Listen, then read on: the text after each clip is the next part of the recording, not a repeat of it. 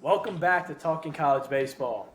I am your host, Chris Barber. I am joined with my co-host, Joe Sparber. Today, we have a guest, and he is one of a kind. He's a one-of-a-kind player, one-of-a-kind human being. I'd like to introduce you to Gabe Rivera. Gabe, thank you for being on the show today.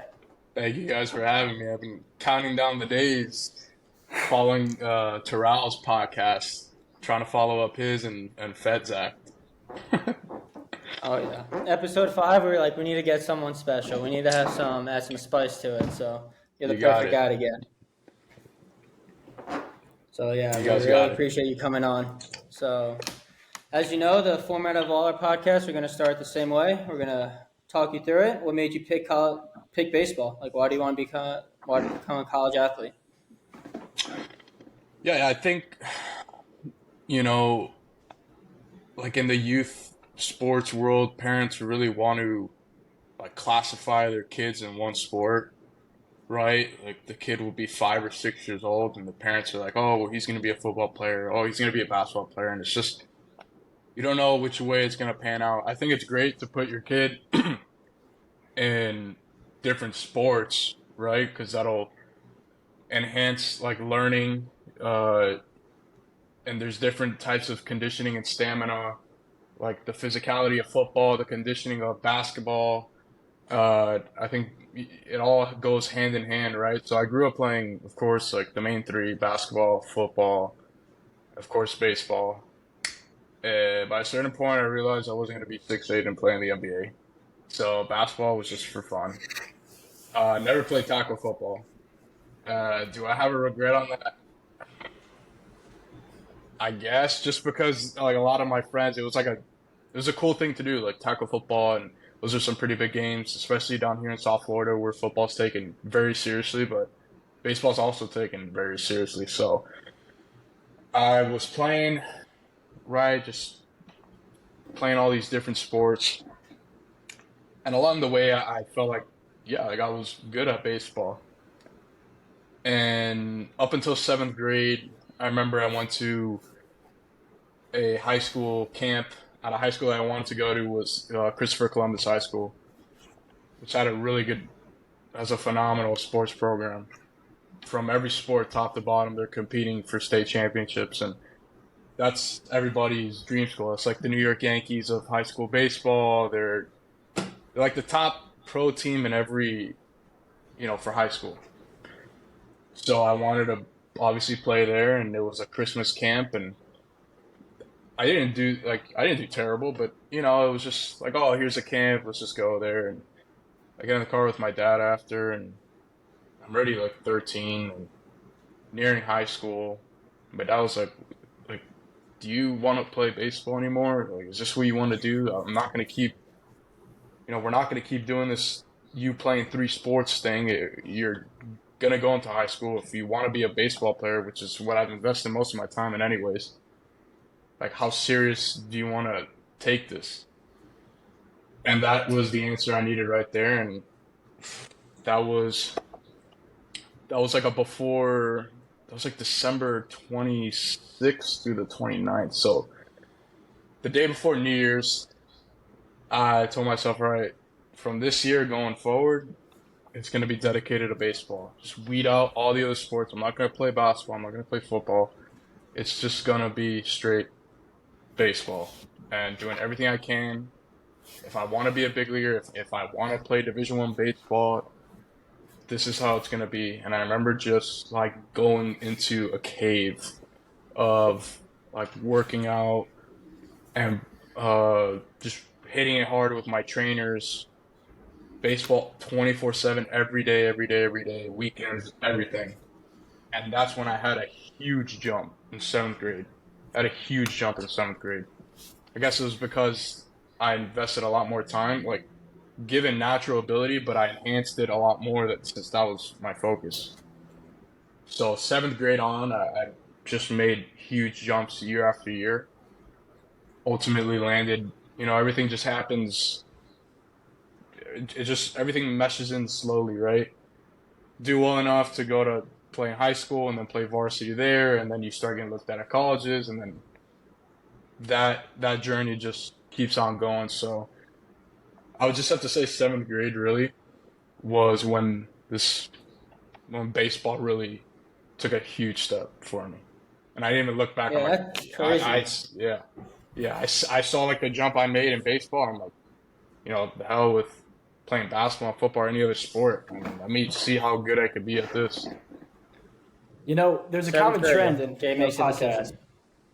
Yeah, Hmm. there's a common trend in our podcast that, when you dedicated your focus and your time towards baseball and working and getting better every day, you see a huge jump.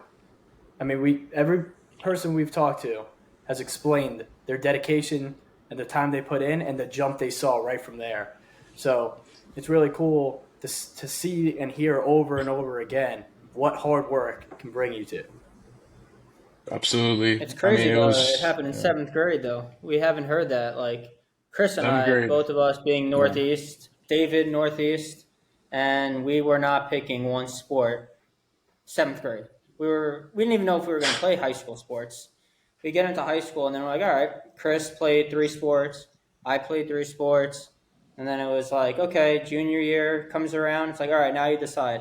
I'm going to keep playing Hmm. baseball. That's when the varsity coaches are like, you're not allowed to play another sport. This is like Yeah. going into like your last year of recruiting. So Yeah. different No, yeah, parts of the seventh country. grade. Seventh grade, I remember because my dad was like, okay, you want to play baseball? Well, I'm not going to be the one to take you to practice. Like, I'm not going to be the one to tell you to go do this and that. You're going to be the one to tell me when you want to go train. You're going to be the one to take initiative on this. Like, I'm done, uh, like driving this for you in a way. Like, how I don't want this to come from me. This has to come from you from here on out. So my dad 100% was there along the way, but I want to say that a lot of my development was was self-taught. Or like I tried to figure out things on my own. Like, because my dad was just gonna be, he was the support cast, right? Okay, you want to go practice? All right, I'll practice with you. But he wasn't gonna tell me to go to the park. He wasn't gonna tell me anything. So if I had never said anything, he wasn't gonna bother even like mentioning anything. So that's why a lot of it came from me at the end of the day, and that really forced me to like really work at this thing. Nobody was pushing me. Uh, and yeah, I took the bull by the horns with my career in baseball. Not to say I had great mentors too, great coaches, everybody that helped me along the way, but the theme here was I wasn't going to be like handheld through this whole process, right? So it came from me. Oh yeah, that's really good to hear. Like you just took the initiative, got it going, and Hmm. took it on throughout high school and college. Like I've known you for like 6 years now, and your mindset and work ethic is everything. Everyone knows this. We'll get into that deeper. But I remember Terrell saying he just had baseball. Like he was gifted with baseball, so he just let it go with him. David kind of started like giving up on the dream at one point, and then Chris and Hmm. I both, if you ask our dad, we would always argue with our dad about practice. We were like seventh grade, we're like we don't want to go to practice. Like we'll play a game, we'll play football, we'll play basketball. That's it. We were not driven to play baseball. So No, having not at you all. being in a unique story to like tell us how seventh grade you knew this was what my path was going to be and you took it is like really inspiring to young listeners out there. Yeah, So Absolutely. high school comes around and you're getting recruited or recruiting starts taking place. Did you always know you wanted to go to the U? So I didn't know how the recruiting process worked at all. I knew I wanted to go play Division One, obviously Miami. Just grow up. You're a kid growing up in Miami playing baseball. That's the only school you ever think about, right? For me, it was different. You have a guy like Terrell who was on the scene, right? Who had a lot of exposure. For me, I didn't have a lot of exposure, and that's because when I went to Columbus, our head coach is very well respected. I was just reading up; he's sent over 180 kids to Division One, so he has a lot of pull. But in that program, you have to stay committed in that program. Or like you do summer ball with them all summer. You in the fall, like you're with this one team, you're not out traveling, doing showcases and this and that. So it was tough because I wasn't on the scene. A lot of my recruitment was word of mouth. Like, hey, coaches talking to Miami, hey, you got to go see this guy. You got to go see this kid at Columbus, you got to go see that. So then my coach at Columbus, he knew that I had ability. And he knew because I had ability that I would want to go venture out into showcases and play with these summer teams, right? So he had talked to me. He's like, "Look, I'm gonna help you. I'm gonna help you play at the next level because I know you can play at the next level, and I know you probably want to go play out in summer ball, but you know, just trust me on this. Stay the course with this program, and we'll get you that goal." And so I trusted him, and I remember my freshman year, the recruiting period opened up. I think it was, God, I want to say April 1st. I don't know anything about college recruitment.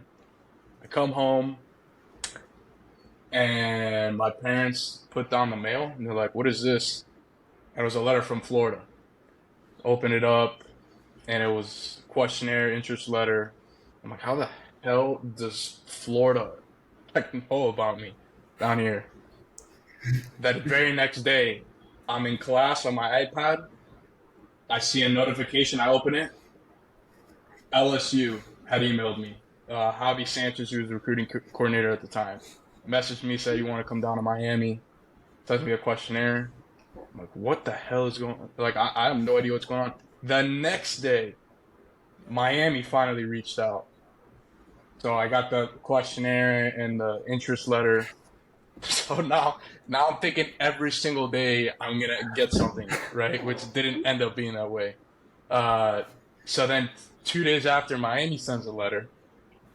Come home from I get out of practice and I see a 352 area code number, which is like Central Florida. Okay. Start calling me, and I think it's a scam, and I really wasn't gonna pick it up. And I'm like, whatever. So I answered it, and I was kind of being a smartass because with the telemarketers.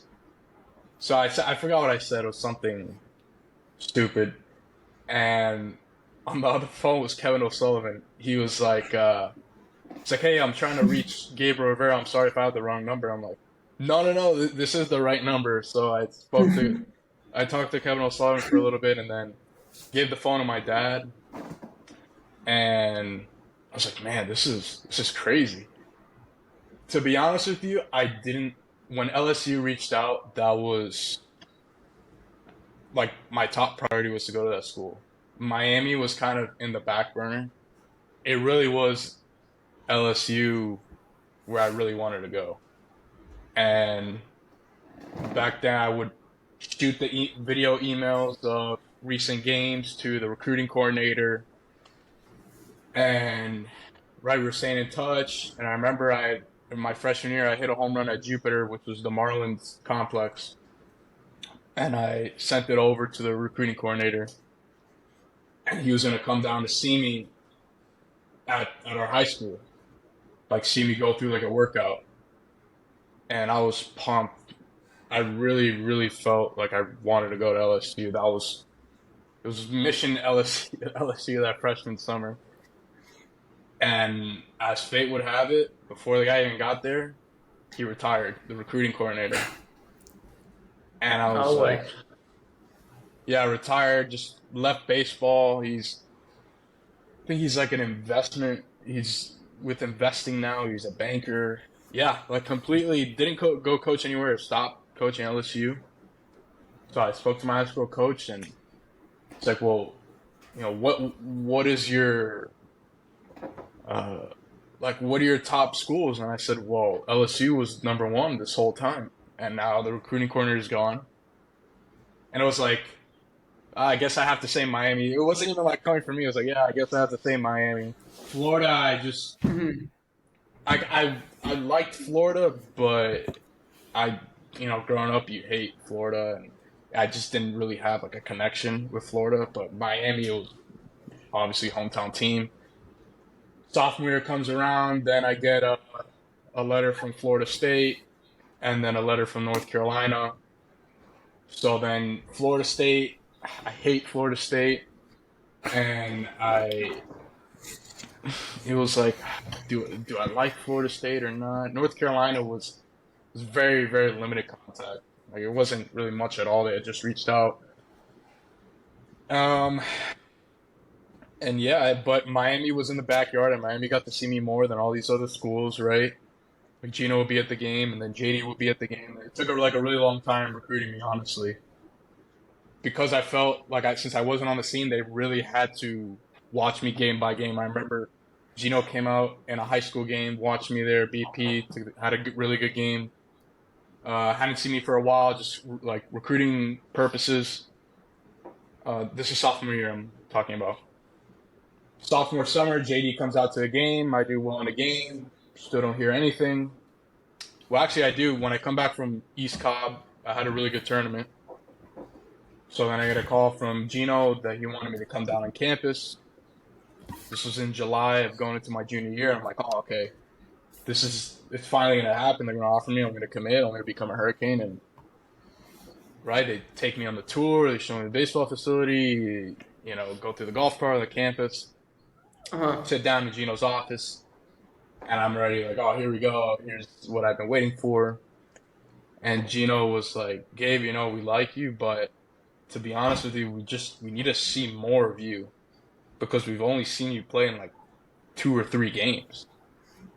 And that was just such a crushing, I'm like, Jesus Christ, like waiting for the 2 days to get on this visit to tell me that they hadn't seen me that much. And then we go into Three's office and I'm already pissed off. We go into Three's office and then Three's just like talking about the program and I'm just in my head, I don't want to hear about this crap. Like you guys just didn't offer me. Like why do I want to keep hearing about your program? So I talked to my coach, high school coach. Three's Jim Morris, legendary University of Miami coach. Everyone know, all the listeners know. Three is Jim Morris. Get back from the visit, I told my coach, call Mike Martin Jr. from Florida State. Call Craig Bell from Florida, who are the recruiting coordinators. And Miami didn't want to offer me, so I'm going to go and play against them. Just like that. And there was a big tournament junior year at Jupiter, the World Whip Bat class. That's like the epitome of what a scouting event looks like. You have 100 to 200 MLB scouts, 100 to 200, almost every school from SEC, ACC, Pac-12, Big Ten, everybody's there. Yeah, it's big. It's so one of the biggest. There are a couple teams that I wanted to go and play with, that I got a call to go play with. So I told my high school coach, I'm like, listen, I want to get exposed. These coaches are going to ask to go see me there. They're all going to be there. Why don't I just go and play in that tournament? He's like, you don't need to go. I'm gonna start making calls right now. Calls Florida State. Florida State was gonna go see me. Called Florida. Florida was gonna go see me. And my coach calls Miami and says, hey, you guys don't jump on him. He's got Florida and Florida State gonna go look at him in Jupiter. So I want to let you guys know. After that call, Miami calls me right back in and I'm like, okay, now it's for sure. They're not going to pull this crap again. And then Gino ended up offering me, and it was a great, he was going through all these numbers of room and board and scholarship, and I'm listening, and I'm listening, but I'm kind of in my own world of like, okay, I feel like he's going to ask me, Gabe, do you want to commit here or not? That's how I envisioned it to be. So he's talking about numbers, and then the room just goes silent. And then they just look at me, and I'm like, can I commit? And you're just like, yeah, you could commit. So I was like, all right, yeah. Because I thought they were going to give me like a formal, like, do you take the offer, yes or no? Okay. But then they just got silent. I'm like, my turn to speak. What the hell, what are we talking about? And so I said, yeah, I'll commit. And then, so I committed. It was a really good feeling, just to show the standard of Miami. When I committed to Miami, I knew, I'm like, okay, yeah, it's cool that I wanted to go to LSU in Florida and Florida State, or like have the interest of those schools be a potential landing spot for me. But I knew in Miami, if I go to Miami, I'm gonna go to Omaha almost every year. I'm gonna go to a super regional every year. Like we're gonna make a deep playoff run. Like that's a guarantee at Miami. The 44-year streak, They Mm-hmm. went to Omaha the year before, and then that year that I committed, they went to Omaha in 2016. So it was like guaranteed. I'm like, oh, I get to stay in my backyard, and I'm gonna go to the College World Series. Like that was a fact for me. And I remember after I committed, Gabe was the first guy I saw. He gave me a hug and punched me in the gut. Told me to Gabe get is ready the to trainer. work. Gabe the trainer. Gabe, the strength coach, yeah. Gabe, our Yep. strength coach, who everybody's heard about his stories, Yeah. and yeah, man. So heading into now my senior year, this was really a pivotal shift in my career. Played at this school for 3 years, and I really didn't think about leaving. I don't know if you knew that I transferred my senior year. I don't know High if you knew school, that. you're saying, right? Yes, yes. I Yeah, think we're I do still high remember school. you telling me this. So now we're going into my senior year, and when I was talking to Miami, right, I was committed to. I really spoke to Gino and JD, and they said, "Look, we really need you to go out and play summer ball. One, it's gonna help you playing against a lot of talent, but I understand the commitment that Columbus has that you have to play with them, but you're gonna be playing against the same two high schools in the summer. You need to go out and get better and be exposed to better competition and be better competition as like my consistent like game action. You know what I mean? Yeah, yeah, Like yeah. playing against Florida Christian, there's a high school down here, every week is not the same as playing. I don't know if you've heard of these teams like FTB or Orlando Scorpions or Team Marucci, like those caliber of teams are guys I'm going to be playing at the next level in both levels, college and professional. So really tough decision. I was in East Cobb. I was actually playing with the elite squad with Terrell and Fed, and I decided, like, look, I have to take emotion out of this decision. The best thing for me to do is to. It's not going to agree with the school that I'm at. I understand that, but I have to leave because if I come back, it's not going to sit well that I left them and then came back. So I need to take emotion out of this decision. I know I plan to graduate from this school. My cousin graduated from there. I have family that graduated from the school. It's an all guy school, right? And there's a brotherhood aspect behind it that you don't want to leave behind. But at the same time, this is for my career. This is only going to benefit my career. So something's got to give. And Columbus was on the end of that stick, so I had to move on. And Killian was a great high school. It's a public school. It's always had a great baseball program. Freddie Zamora, the second rounder from was on that team, and we just had a bunch of other guys who were good. So Killian was going to be the team to beat in high school. Wasn't my home school, but we figured it out. So then I go to Killian, and but going back to that summer, they were right. It was the most beneficial summer I met. Like I knew Terrell and Fed beforehand. That team that we were on was stacked. Our whole infield was either a second or first rounder, and they had a stint in the big leagues. Outfield, it was me, a kid. Our center fielder was a second rounder, committed at Mississippi State. Left fielder was committed to Oklahoma, got drafted with the Brewers. Our catcher was a sixth rounder, committed to Florida. Our pitching staff, we had Fed. We had a Venezuelan kid that was up to 96. We had Cole Wynn, who was I think a top 15, top 10 pick in the 2018 draft. We were stacked, and to be able to play with and against other guys, that whole summer circuit was unbelievable, and it really skyrocketed my exposure, which then leads into the draft. And it got, I had a really good showing in summer in the individual workouts. Every time scouts came to see me, I had a great showing. In the spring, I did extremely well. I think I was hitter of the year. I think I might have been player of the year for my district. So in terms of draft aspect, I felt like I have only raised my stock to get what I want in the draft, right? And at this point, I'm kind of putting Miami to the side. Like, hey, I've I have the ability to play the next level. I've shown every time that these people have come to watch me that I've performed. So talking to my agent, I was like, yeah, I'm comfortable right now heading into the draft. I feel like I've done exactly what I wanted to do. And my number at the time was 1 million on the dot. It was like, look, I got it for sure. Somebody's gonna give me 1 million or maybe 980. I could maybe negotiate with. And I remember we actually started summer workouts at UM. So I'm going through the workouts at UM, and it's like uncertainty, right?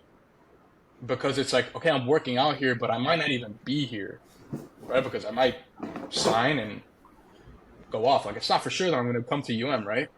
So I'm going So through when these I knew workouts. you didn't even know if you were going to come to school when I first met you. I didn't know yet, and I think I was the only. A lot of us were. Like, I don't know if Terrell had come yet. I know Raymond Gill was working out with me too, and like we were both working out, but we didn't know if like. So we started the first week, and then that next week was the draft. So we were working out like, dude, we could be working out with this guy for no reason, right? Like just doing workouts for no reason, and then not even come to the school. It's just like it was just felt really weird.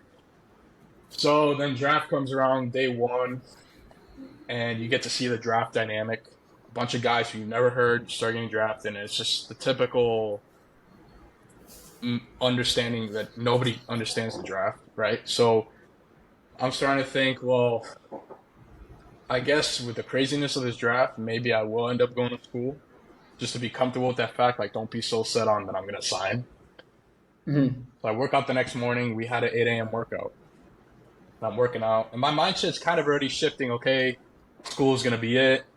Because I talked to my parents before, and they're like, listen, you really need to make a good decision with your money because it's either you take whatever they give you now and you promise us 4 years of college, or you go to UM and you work on getting your degree and you raise your stock and maybe get drafted as high and you get to play with a team. And there was a lot of pros with going to college. But at 18 years old, when they throw 3 figures at you or $1 million, you think that money's going to last you forever. So I'm working out at 8 a.m. and I get back in the locker. I check my phone. I had 3 missed calls from my agent and a message saying, call me as soon as possible. So now I'm like, oh crap, this might actually happen. And I wasn't driving at the time, so I was in an Uber going back. This was at 9 in the morning. And I call him and he's like, listen, day 2 early is about to start. So this is for rounds 3 and 4. That rounds 3 and 4 wasn't going to start until 11 o'clock, and this guy's blowing up my phone at 8:30 in the morning about it. He said, this is what we had. The Brewers and the Athletics are willing to give you 720 on the dot. The Astros are willing to go over slot. That's all he said. I said, well, what's over slot? And he's like, they haven't given me a specific number. I'm trying to let them know that if they don't give you what you want, that you're going to go to college. And to me, it was like, slot could just be 725, right? A slot doesn't mean that they're going to, like how much more slot can they give me? And it was already, he goes to stay near your iPad and just watch the draft. Maybe something will fall. Turn on my iPad and you could I'm already starting to think about all the work that I've done to get here, and I'm watching the draft, right? And the third round starts. Or first few picks of third round. At any moment, I'm waiting to hear something. By the mid-third round, my agent was didn't go through with the Astros. It wasn't what we were aiming for. Slammed the iPad against the couch. I'm just whatever, and my mindset was okay, just go kill it in college for 3 years. Remember I called Terrell. Terrell was the first person I called. He was pissed too because, think about it, Terrell was in a bigger platform than I was. So Terrell was probably asking for more than what I wanted, right? He was #1 player in our class for a while. A kid that I thought was never going to go to campus, first of all. Thought he was just going to sign out of high school. And yeah, we were both pissed off. But just got back to work in the summer, and it was all right, 3 years, here we go.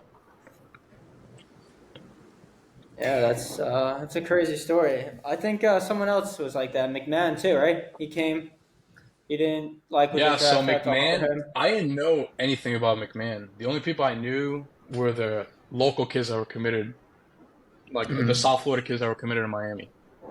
But then we hear about some kid in Pennsylvania that's throwing pretty hard and he's supposed to be pretty good. It's McMahon. But I never faced him. I did face him, but I didn't know who he was until after the fact.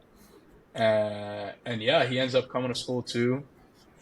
And then Freddie comes to school, and then Gil comes to school. Trout and I come to school, and it's like, man, we're probably gonna pan out to be a really good team in the future. Um, and yeah, it was then that summer we just spent working out and getting used to college. So freshman year comes around. It's summertime. We start doing workouts every day in the heat, 100-degree heat. McMahon comes to school. We're used to the Northeast summers where it's hot, but it's not Miami, South Florida hot. Yeah. And McMahon and I were not working out like we worked out at Miami. Um, what do you think was like one of the big things that was different from high school versus just summer workouts at Miami? Like anything you remember keenly that was just different? Intensity, right? In high school, everybody has their own trainer, so it's kind of tailored to what they want to do. But especially in the summer workouts with Miami, it was everybody had to follow in the same intensity of the workout. Or like no workout was like, for example, between position players and pitchers, the myth is always, pitchers shouldn't really lift and you gotta, they're kind of made out of glass and you gotta be very careful with them. Position players, you don't want to get too big because of throwing and whatever. Everybody, it doesn't matter. Everybody was working out at the same level and there was no tailor to anybody, which is good in the sense of everybody's gonna put in the same intensity of work, right? Yeah. It was definitely different. Like I had worked out before prior hard, but that was for sure harder because of like the sets and the reps, and I hadn't really done a lot of Olympic lifting. So that summer was the first time doing Olympic lifting and progressing at the rate we did, which was really quick, right? And the running was 100% different. Although we really didn't run much that summer. I really don't think we ran that much that summer. We ran maybe once a week, um, but it was tough because of the heat. I remember we were running once a week and we were just doing straight sprints. And I was thinking, oh, this is, but yeah, it's pretty challenging. And Mikey Perez, he was our teammate, just looks at me, he goes, get ready for the fall. You have no idea. And I'm thinking, dude, whatever. It's like one of these seniors that's saying that crap. And, how hard can the fall really be? And I found out very quick. Yes, we did. I found Before we out get to the the fall, though, very, yeah. before the fall happens, we are doing summer classes, and I remember we're all walking to.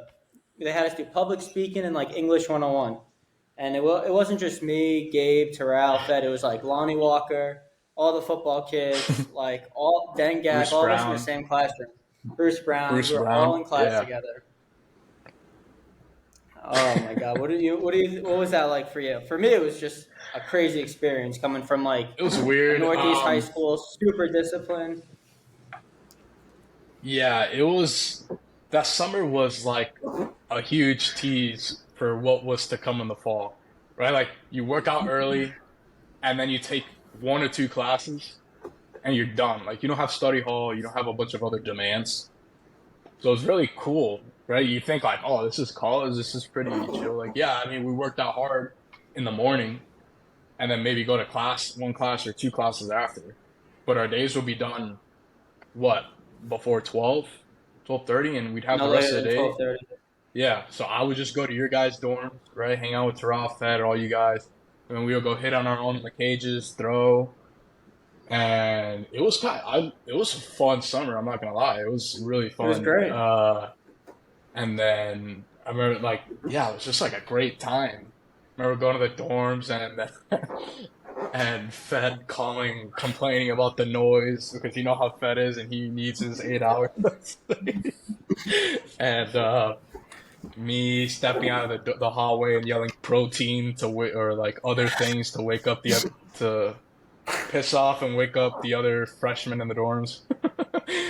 So it was Gotcha. just it Gabe was didn't live in fun, the man. dorm. He lived in our I didn't live dorms, in dorm, and we yeah. would take the blame for his I would, behavior. yeah. For me, it was like, oh, I'm leaving here at 8 o'clock at night. So after that, they're dealing with whatever repercussions I did. But yeah, I basically felt like I lived in the dorm because I was just there all the time. I mean, I commuting, right? It wasn't very far for me, but it was still out of the way. And Of course, plus, yeah. you know, these are the guys I'm gonna play with. These are my teammates. These are gonna be my closest friends for life. I mean, like Terrell said, who would have known that our group and you and McMahon are, you know, we're as tight as can be. And you know, and a lot of that was forging that relationship in the summer, spending time with each other every day, and then going into the fall and you know, just spending all that time with each other really is what's got us so close. And that's the beauty of college is that you meet, No, you know, your absolutely. closest friends for the rest of your life. Yeah, I mean that's so cool to know that a lot of these programs they have the summer, the freshmen go early in the summer, and really I think it helps freshmen to kind of get used to the school, the routine, and obviously like you said, get to know like their friends for life, and they really get to feel what it's like to be in college. So I think that's really great Yeah, that schools do that. No, yeah, it was 100%. really cool having the summer. I didn't really know, like, I know Gabe, like, I couldn't tell stories from him from high school or summer, but, like, knowing Gabe, like, in the summer, I was like, oh, this guy's cool, like, he's funny, like, he's a nice guy. And then I really started to learn how funny and entertaining Gabe was first day of fall. We have a I remember. workout at, like, 6 a.m., I think, something like that. Workout, sweating, Terrell and I take the shuttle to go to, like, class. Gabe's driving because he commuted, so Gabe had his car. Pulls into like the science center, clips a car, clips a car. Dude, all right, now I'll take it over from here. I started driving really late. I actually just started driving that summer. So, and I was not good. I hate tight spaces, right? And the only spot left was a tight spot, like really tight. And I had a Ford Explorer SUV, and I'm like, whatever. I'm just gonna turn in. Nope. I turn in, blast the back of this car. First of all, screw the other car. I checked my car first. I'm like, okay, it's good. So I don't have to explain to my parents what the hell happened. When I look over, the light of the car is shattered. I first look around the cameras, no cameras, get the hell out of here. So I drive out of the Cox building, which is the last place on campus, back to the field, which is like the front part of the campus. It's a long, long walk. It's like a 15, 20-minute walk. Easy. I had to bite the bullet. I went to the field, parked the car, and I walked from the field to the Cox building, which nobody does. And I showed up to class like 10 minutes late. I was drenched in First day of sweat. school. First day of summer school, drenched in sweat, late, was in the class, like, now I'm paranoid. What if I did get caught on camera? Jesus Christ, I can't, like, how did this happen? How does this happen? Yeah, from that day, that whole summer, I didn't park in the Cox. Well, actually, I didn't park in the Cox. I didn't park in the Cox not because I couldn't. There's a ton of other spaces. Just because I didn't want my car to come around. And somebody's like, that's the car that, you know. So for hidden reasons, I did not want to go to the Cox building. So I would Uber with Gil or who's the other one? I think Gil. I think I would just always go to class with Gil. And Terrell would just always give me a hard time about it. He was just thought it was the funniest story ever. I'm like, dude, stop. Like, I've heard this story 1,000 times already. I know you think it's funny, but it's like, it's just, now I can't even put my car in that place. Now I gotta figure out a ride. So yeah, first day of the summer. Dude. Well, First day of the summer. What class was it? What class did you have to go to? Geological science. So, Yeah, already pissed off taking a class that's not going to mean anything in the future for me. On top of now, I can't even take my car around this area. So I was just, it was frustrating. But Oh, I that's actually hit it off with Sparbs. I remember Sparbs was like, we had gone to like a summer party. Remember, it was like me, you, and Fed. yes. And I'm I was getting to Sparks, know by the way. Sparbs. If you guys don't know. Yeah, Sparbs. I was getting to know Sparks, yeah. Joe Sparb. And I really like know much of Sparbs, so that was like really our first time like out of the field getting to know each other. And Sparbs was It was like, Braxton Barrios' party, actually. it was football. I guess it was Braxton. It was a Braxton huge Test. house. Yep. Yeah.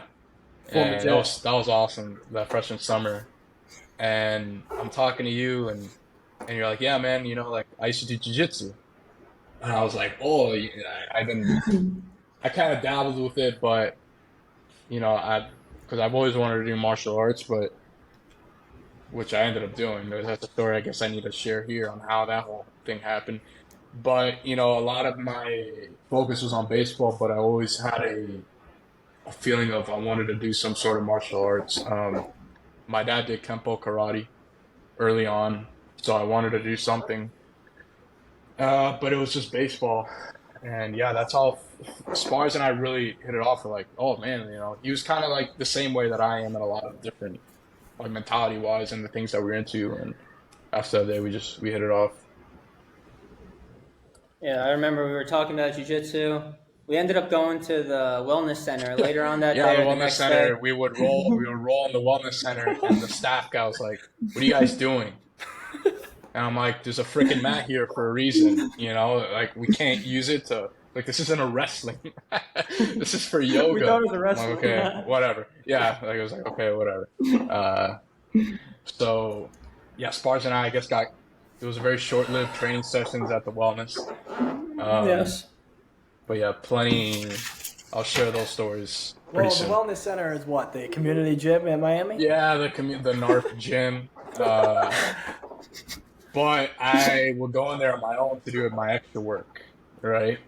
Like I did some of the lifting in the morning, but then I would lift at either 6 in the morning on my own or 11 o'clock at midnight. Spars and Terrell know. Yeah. If you want me to uncover everything I used to do behind the scenes, which I hope we get to, yeah, let's just say my days were ongoing. So yeah, I would go in there and try to find machines and racks, and you gotta make your way through all the frat tool bags, and so that was always a great time. But I was still able to get my work done. So yeah, hopefully if we have enough time, I can share my resume, my 4 years of college at UM. Yeah, Spars we would love knows to hear about it. Yeah, I know Spars. Gabe always put Just to in put a it story. short, yeah, just to put it in short, Spars is really the only person I would talk to about what I'm doing extra, because if you do extra stuff outside of baseball, you're gonna get in trouble. Really, you can't go to the community gym. Like, you're not allowed to. You're supposed to work out with other people. You can't do other things outside of the field. So the only person really I would talk to about my training regimen was Sparbs. And as I'm going through this, Spars is like, dude, you're going to fry your nervous system. Until I fry my nervous system, I'm going to be doing this every day, basically. So yeah, Sparbs was like Sparbs knew almost everything I would do behind the scenes. I wouldn't say almost. He probably knew everything. Let's hear some stuff you did behind the scenes. Let's get into it. So besides baseball, I was training Brazilian Jiu-Jitsu and Muay Thai. So I would either work out at 7 in the morning. I would go spar Muay Thai in the morning and then train Jiu-Jitsu at night. So basically, this is how it was for most of my 4 years. I would work out in the wellness center at 6 a.m. Would start my workout at 6 a.m. Do my own lift, which was about 4 days. It was 4 days a week. Yeah, might have been 4 or 5 days a week, depending on the regimen, because I had 4 different workout plans. Yeah, that's way too much. But anyways, that was 4 to 5 days a week, depending on the regimen. So I'd work out from 6 to 7. From 7, I'm driving, like I'm heading out to go train Muay Thai at 7:15. 7:15 to around 8:15, 8:25. I'm out of the Muay Thai gym, which is actually wasn't too far from campus. I get back to school, uh, shower at the field, would either fall asleep in the locker, skip my class, or actually end up going to class. Which is why everybody, Spars knows this. But there used to be a joke that I would live at the field because people would see me in the first thing in the morning, falling asleep in the locker, and they'd see me right after practice, falling asleep after practice, because little did they know that after practice, I still had more training to do. So it was either I work out at 6, train Muay Thai at 7:15, then do our school lift from 12 to I think 1, and you practice from like 1:30 to 5:30. Half study hall, and then I'd go train jiu-jitsu at night. Or I'd go put in extra work with my hitting coach, who was there probably every step of the way of my career. And everything changed. But basically, it was either lift, martial arts, hit in the morning, or lift, martial arts, hit at night. And I was really getting after it. Didn't party. I didn't want to. Sacrificed a lot of time away from teammates and everything because I was so addicted to strengthening myself, being the best baseball player, achieving the craft of martial arts and jiu-jitsu and Muay Thai, wanting to compete at one point, like to hide that, right? Like there's jiu-jitsu tournaments called the New Breed that was held at FIU. And I'm like, man, I really want to do this, but I'm going to get caught. I'm either going to get hurt, and I want to keep this as a secret, right? Keep this training regimen as a secret. Same thing with working out. But I was fried, man. Like not mentally, I'm saying that too, but I was physically just drained. And I would just keep going and going and going because I was obsessed about a result that I wanted. I was obsessed about how I envisioned myself, how I wanted my career to go. And the only guy that really understood me was Spars. Because Spars is the same way about him in baseball and then him wanting to be a doctor, right? So, like, we go hand in hand. Obviously, we had different, like, paths. Like, I never obviously want to be a doctor. A lot of my stuff was training and baseball training driven. Spars was both baseball and school driven. So we understood each other. A lot of people misunderstood why we did what we did, why we worked so hard, but they could just never, they just never saw it. Yeah, I mean, and it's not like people weren't working hard. No, but we just worked harder.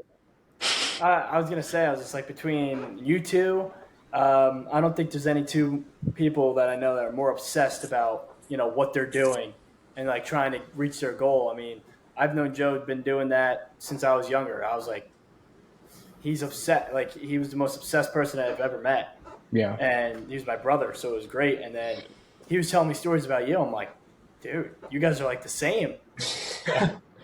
Yeah, we always like to call ourselves machines because we were really operating at such a regimented, like, machine level where we didn't let exhaustion or those feelings interrupt what we were doing, right?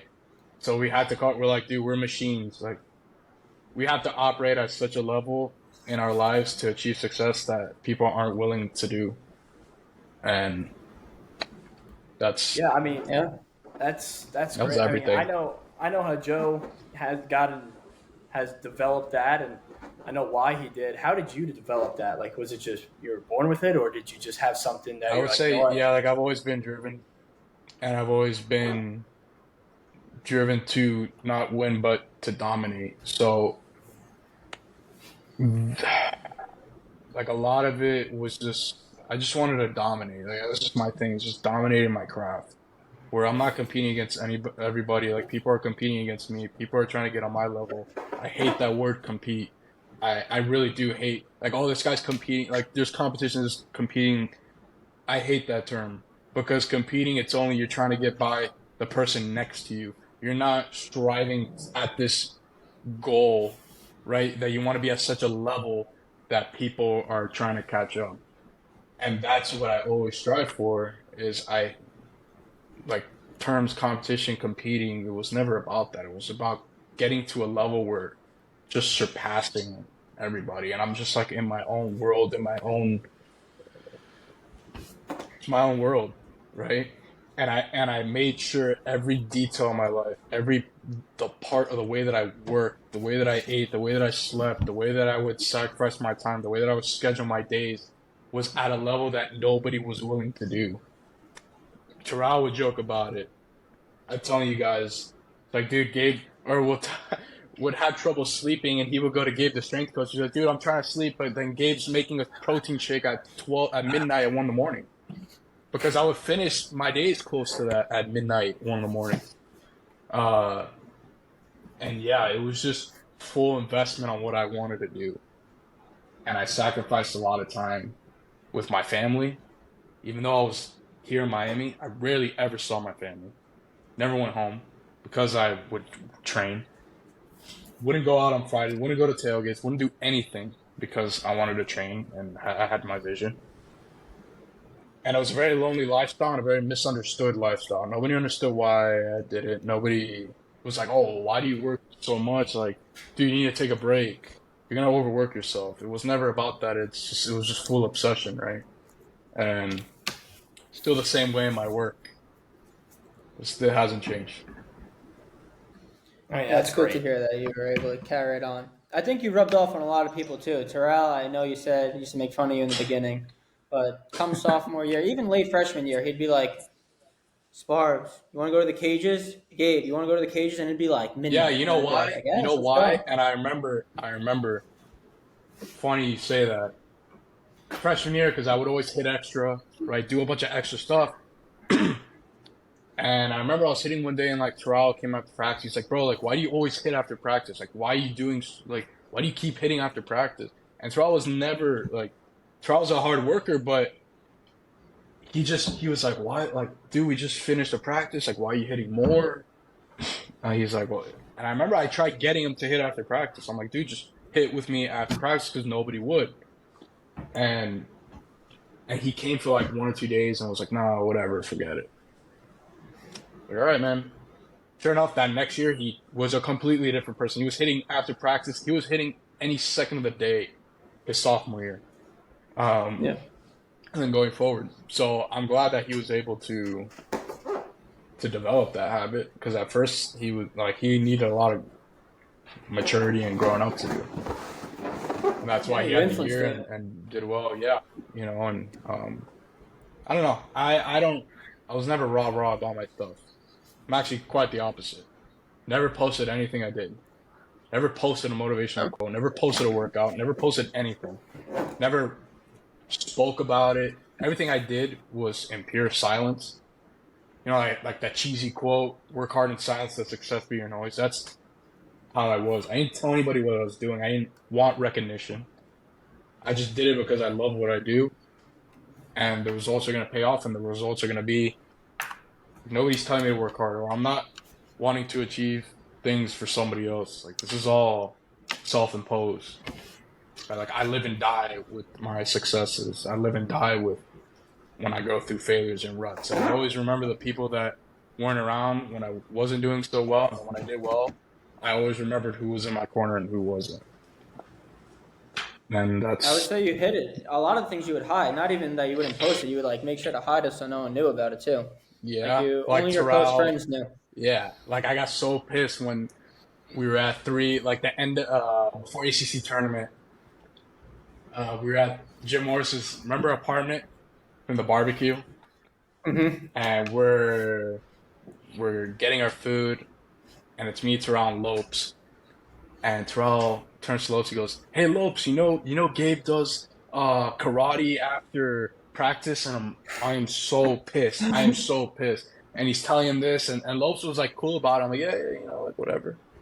And I was so pissed the rest of the day because I kept this a secret. And now, like, think about it. I'm like trying to hide all this and still make it work. And then Terrell's like exposing it to the world. I didn't know if Lopes was gonna be like, dude, you need to stop. Like, you get in trouble for that.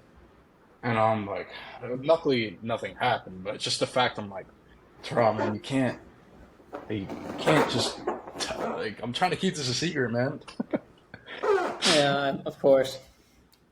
In the fall freshman year, when we're working out, training with Gino. He's getting on you. Gino gets on you all fall, right? Yeah. He didn't get on me. He got on me every second he could, from So defense Gino was the to outfield hitting. coach at the time.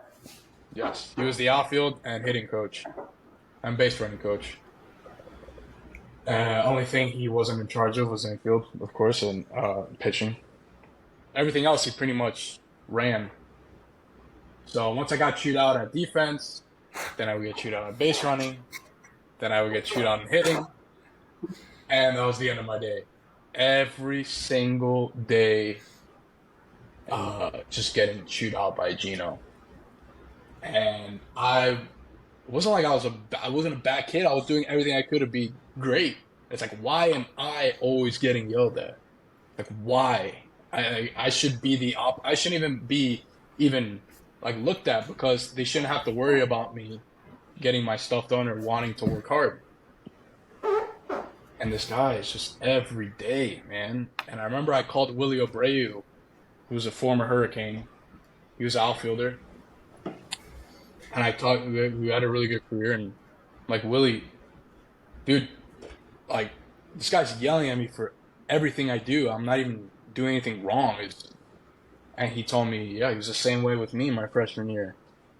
He just wants to see, obviously you're the new guy on the block, and they're trying to get you ready. Like, they're trying to toughen you up for the level of baseball you're going to get ready to play in.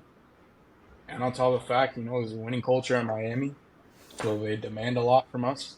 So that put me at ease. And shortly after I had that conversation with Willie, it was the Green and Orange World Series. And we had defense before, right? So, of course, I get chewed out on that. And then I'm shagging, right? So the way shagging is during live batting practice. In high school, you just scatter around the outfield. But at UM, and I'm sure in other colleges, you play your position. You're not shagging. You are taking reps at your position. So I'm there in right field, and Gino's never in the outfield. He's always in the cage, right? So we have our live group and then our cage group. For some reason, Gino's in the outfield. And guess where he is? He is standing right behind me. And I'm just thinking, I cannot get a break. Why is he out here right now? Why is he just like right behind me? If I go back on a ball, I'm running him over. That's how close he is. So then I'm there, and I'm getting set for every ball, anticipating that the ball's gonna get hit to me. Right? No ball's getting hit to me. And I'm there and I'm about to get ready, and Gino gets right behind me. And he goes, the day I stop yelling at you is the day that you should be worried, and just walks back. So I'm like, wow. Now I've been doing a phenomenal job. I've been doing a great job. I've been getting yelled at every day.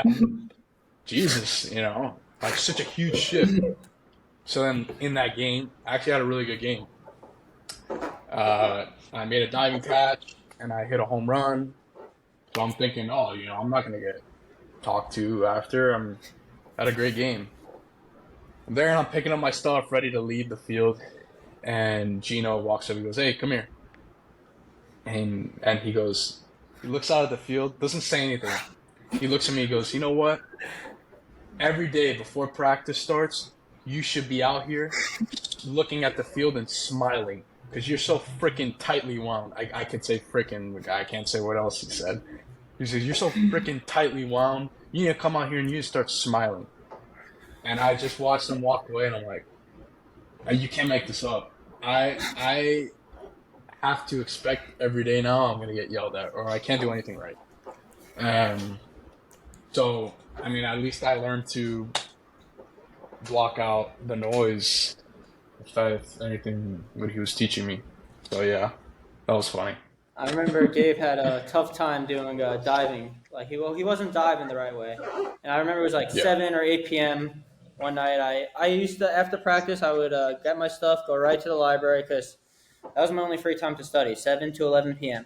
And I had to study, had to focus, but I remember I forgot something in the locker room. So I go back to the locker room, pick up my stuff, get back on the shuttle. It's like almost dark. It's like mid to late October.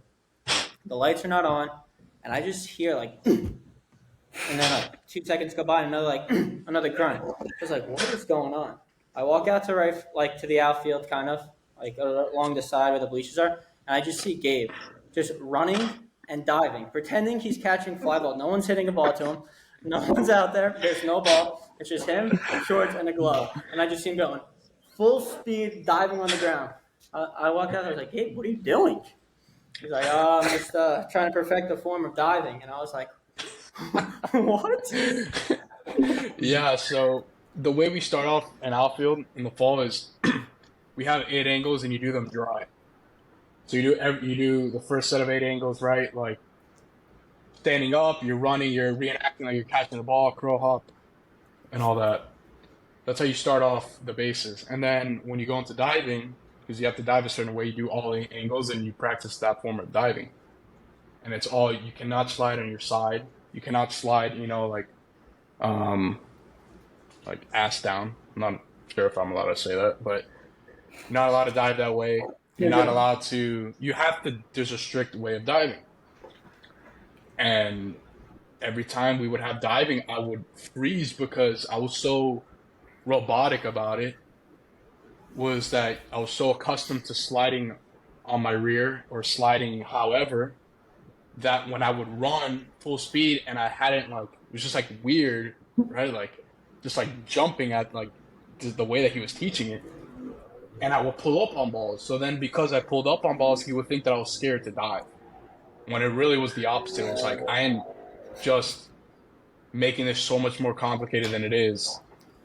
To the point where I'm like freezing because I don't know how to look like an idiot the way that I dive at first. So I told myself, all right, I am going to every day after practice, first of all, do the routes standing up so I could perfect that, or like coming through the ball.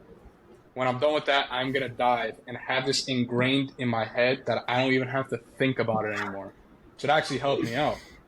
Then I started diving for balls without having to think about it, doing the form correctly, and it just become second nature to me.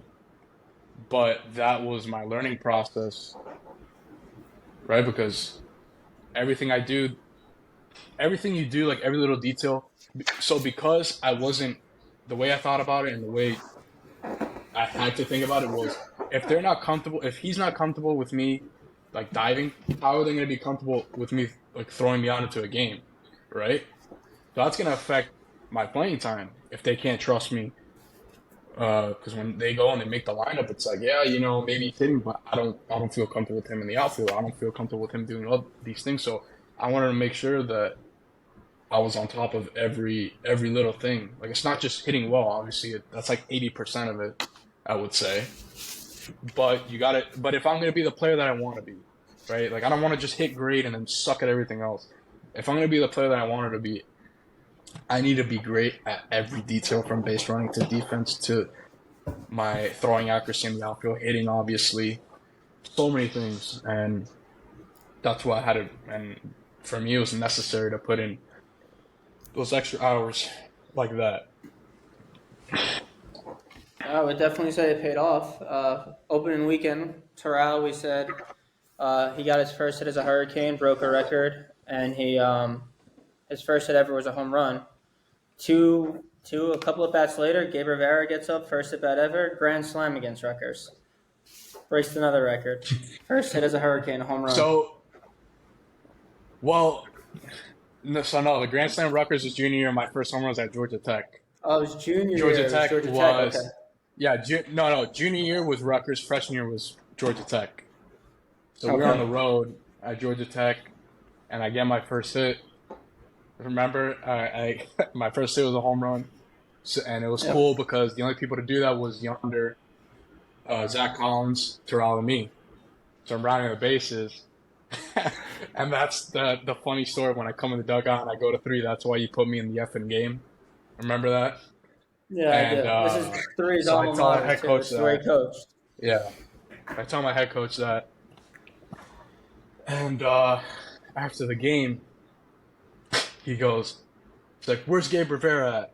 I'm like, "Oh, I'm for sure getting in trouble." It's like, "Where's Gabe Rivera at?" And I'm like, right here. He goes, "You're starting tomorrow." I'm like, I guess, yeah, like, I guess I rubbed him the right way. I thought I was gonna be made a mockery or get reamed at in front of everybody. So yeah, and that was the beginning of my freshman campaign. That was the start of it. I remember that. Freshman Yeah, year does not yeah, end the and way we wanted to end. no, not even close. It was We embarrassing. didn't make the tournament. We were all sitting in the locker room, and we were like, all right, we might make the tournament. We might make it. Waiting, like, there's hundreds of cameras in the locker room. ESPN's there, just videotaping us to see our reaction when we get into the tournament. Yeah, Get denied. Jim Morris's final year.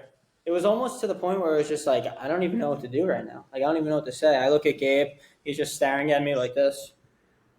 I'm staring back. Like, we don't yeah. know You what to really, do. with all these cameras in front of you too. It's like, how do you react? All these cameras, and it was such a miserable feeling. It's just, yeah, to not to be at that program and not make the tournament. You got to think about it. Like, we're playing an iconic program that's had ultra success. At that level. Baseball. It's and to be a part of history. Like, as one of the teams that didn't make it, just didn't sit well for anybody at all. Yeah, I mean, what they're talking about is the Yeah. selection bid. So there's in college baseball, there's 64 teams that make it, like basketball, basically, and you get a bid to make a regional. And they have selection shows and parties that the teams that are on the fringe, or not even on the fringe, are watching to see if they get in. And, Miami was one of those teams in that year, and they were all together and they didn't make it. So that's what they were talking about. It was upsetting time. Didn't rub anyone the right way, and it leads us into our sophomore year. Gino becomes the head coach, and it did not rub him the right way, missing the tournament. He made us Yeah, remember. He never let that down. The whole yeah. entire fall was all why we didn't make a tournament. Like, the freshmen coming in were probably like, "What is this place?" Dell Slade, who Oh just got his yeah, major league debut the other night, Slade had it so bad. He was like, "What is this place?" yeah. I mean, but the last fall too was tough because we would run 4 to 5 days a week. So that It was, I was. mean, it was tough regardless, but it ramped up. And I mean, Jesus Christ, the tone was set the first day. For the first individual day, we didn't even do our individual. We had punishment running, and it was just we were running full sprints while Gino was yelling at us about how an embarrassment it was to lose to some of the teams that we did, and he's just naming the teams that we lost to. And as we're running, and then calls us up, and obviously we're all gassed, and he goes, "Yeah, used to be a term that our old head coach Ron Frazier used to say when he used to think that we were done with running, and he would call it halftime. So this is halftime, and get back on the line." It was like, oh my god, we thought that the running was over. It was really really tough running. Now it just got even tougher because now Gabe the trainer just set up suicides, gassers. And again, we are doing gassers until they tell us to stop while he's yelling at us. And already the new guy, Kaiser, new guy, is throwing up, and other guys. This is the first day of the fall, and it's like First day. we have we have like 8 more weeks of this, or however long this is. What this starts in like last week of August. It'll probably be the last I week of think, August, first week of September, and we have until mid-November of this. So, and yeah, it was just like how Fed Terrell said, like military training, fun Fridays, which was the hardest run that was the that our worst strength thing in the coach would world. think about. Worst day was fun Friday at the track. But people don't put it into account. First of all, the heat, the rubber of the track, which is already generating twice the amount of heat. You're burned. You're just stepping there. You haven't even ran yet, and you're drenched in sweat, and your skin is on fire. Then This is you're after running the around the track. practice. Yeah, this is after individual work. And I told Sparbs, the people that had it the worst, the hardest in individual were outfielders and catchers. Because there's already a conditioning workout in itself. And then now, after that, you got to do a long toss program. After the long toss program, then you're conditioning. Fun Friday was mostly the track, and you are running around the track at a certain time, and nobody's at the same level of speed. Doesn't matter. Nobody makes the time. You got to keep on doing it. So we keep on doing it. We keep on doing it. We keep on doing it. And guys are near passing out. Guys are throwing up, right? On our last limb. And then Gino's like, all right, now we have the circuit, which we hadn't done our freshman year. So this is new. And we were like, what Brand new the thing he hell is implemented. this?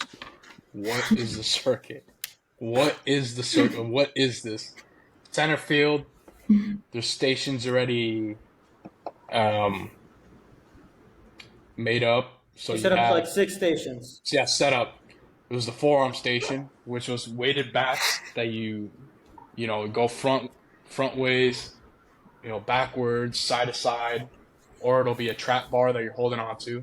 You have a jump rope station, you have a ladder station, and then you have an ab station. And then Gabe, the trainer's favorite station was the wall sit because the padding was scorching hot, and you were just getting burned for a minute 30 on doing wall sits with the sun in your eyes.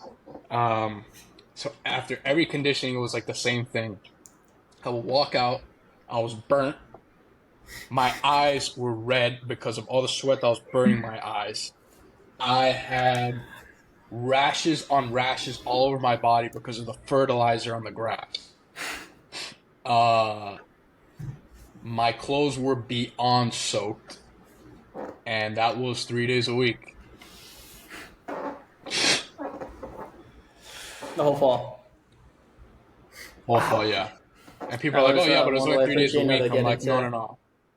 I'm like, yeah, it doesn't matter if it's 3 days a week. I'm telling you, you're still recovering. So if you're doing that running on Monday, you're still trying to recover on Tuesday, then to get ready for it again on Wednesday, and you're still not even recovered.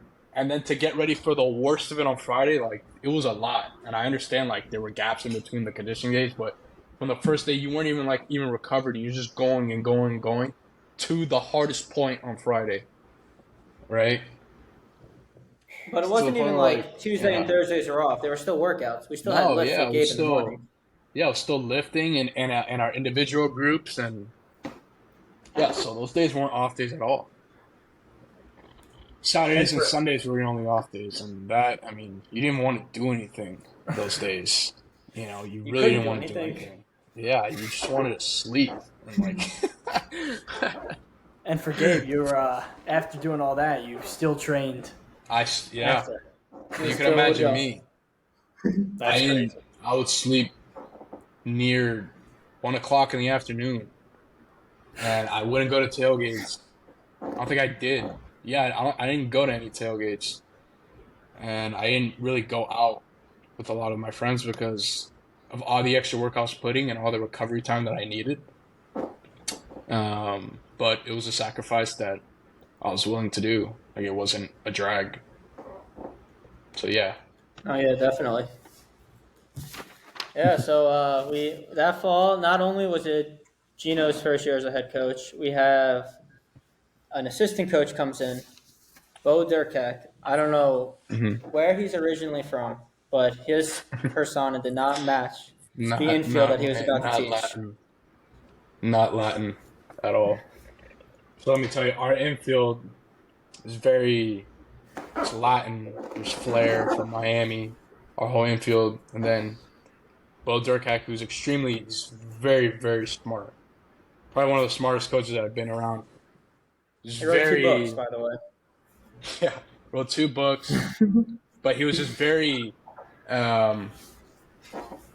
like American style baseball, like it was like too much, like, oh, catch here, here. Super fundamentals. And very, very fundamental, and where you have these, like the kids from Miami that have flair and are very smooth. I can't speak for the infielders, but you could kind of see he's very knowledgeable. But with like the type of talent and player you're dealing with, I don't know if there was a mesh, right? I don't think there was a guy who could who knows that style and is able to fuse themselves in so the players could buy into what the coach is saying. You know what I mean? Uh, so yeah, he came from like Indiana. I'm sure he was taken back by the culture of Miami and the amount of like 80% of the team that speaks Spanish, you know. And he's from the Midwest and don't even know if he had a player that spoke Spanish on his team. But Yeah, I don't yeah, know. it was different for him. It was definitely a culture shock. Yeah, he had this slogan. He would always say, "Arms sore, throw more." And like this, by this time, our arms Yeah. were like hanging off. Like couldn't even pick up a ball anymore. Thanks, man. Thanks for giving them more ideas. That's basically arm sore, throw more. Like, dude, you don't understand what got guys with labrum injuries, legitimate injuries. I don't think it's because their arms are they weren't throwing enough. I think it was quite the opposite. Yeah, it was unique. But we get into our sophomore year, the season starts going, and I think it's mid to late March. You start tearing it up. Like you have like home runs every other game. I remember. Terrell's got 24 bombs, like he was mentioning the other day. Our bullpen was Mm-hmm. doing great, and you get to the ACC tournament. Uh, Before the ACC tournament, I don't know what game or what series this was, but I remember me and you hanging out in the airport, and I remember you making like an incredible diving catch, like ESPN worthy, like highlight reel. Mm-hmm. And in the airport, you went up to Gino, and you could take it from here. It's a good story. So yeah, I make a diving catch, and I forgot what game it was, but we're standing next to each other, and I just see Gino on his way over to me. I go to Sparks, I'm like, here we go. So then Gino goes, he's like, hey, never gives compliments too, by the way. Never, rarely ever. Like he'll say good job, but everything's always, there's more to be done, more to be done. So and it was the first time I've ever got a compliment from him as far as the outfield goes. And he goes, hey, that was a good catch. Like giving me like this little look. And I thought it would be funny to say, yeah, which I didn't. I go, yeah, but I caught that on my side. And he just looks at me and goes, Gabe, he goes, you can't do that. We do this every day. How could you be on your side? We dive every day in practice. And goes on and on and on. I'm like, Jesus Christ. What I thought was going to be as a joke ends up being a lecture.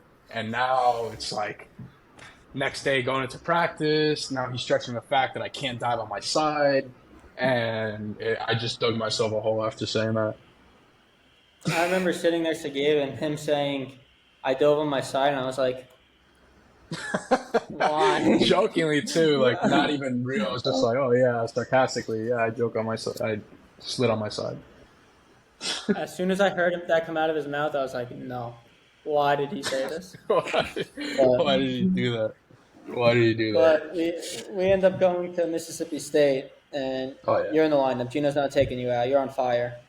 And I remember, I forgot what game it was, but Mississippi State, we mentioned before how like they have barbecues in the outfield. And I remember like a couple of the coaches noticed it, saw Gabe run to like left field. Like he was playing in left at the time, I think, right? Mm-hmm. Left field? Yeah, I was in the left Run. field lounge. And he started getting food from the fans.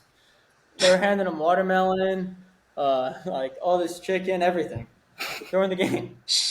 So I wasn't very liked at a lot of the places that we played at by fans. Mississippi State, although they were Southern hospitality, they didn't like me at first because I didn't acknowledge them, or I would kind of just tease them. But it was like every time that I was faced towards the game. But then when I would in between pitches, where I turn around and look at the crowd, they would point at food because that whole lounge, that stadium, had built-in grills. It's amazing. It's the nicest college field ever, best college atmosphere ever for a baseball game. I don't care what anybody says. It's just a whole different experience. They had built-in grills and they would offer me food. in between games or between innings, and it was awesome. I Mississippi State was the only crowd that liked me. Clemson did not like me. Clemson actually, when I would go out, they had it was the Cajun Cafe area in right field, because I was in my freshman year in right field at the time. Cajun Cafe had about 300 people that were just booing me and yelling because the night before I gave them like two birds and I told them, I'll see you tomorrow, and kind of threw the F word at them just because I would love to taunt the fans. And everybody was booing me, and everybody's like, "Oh, we're gonna taunt Jim Morris what you did."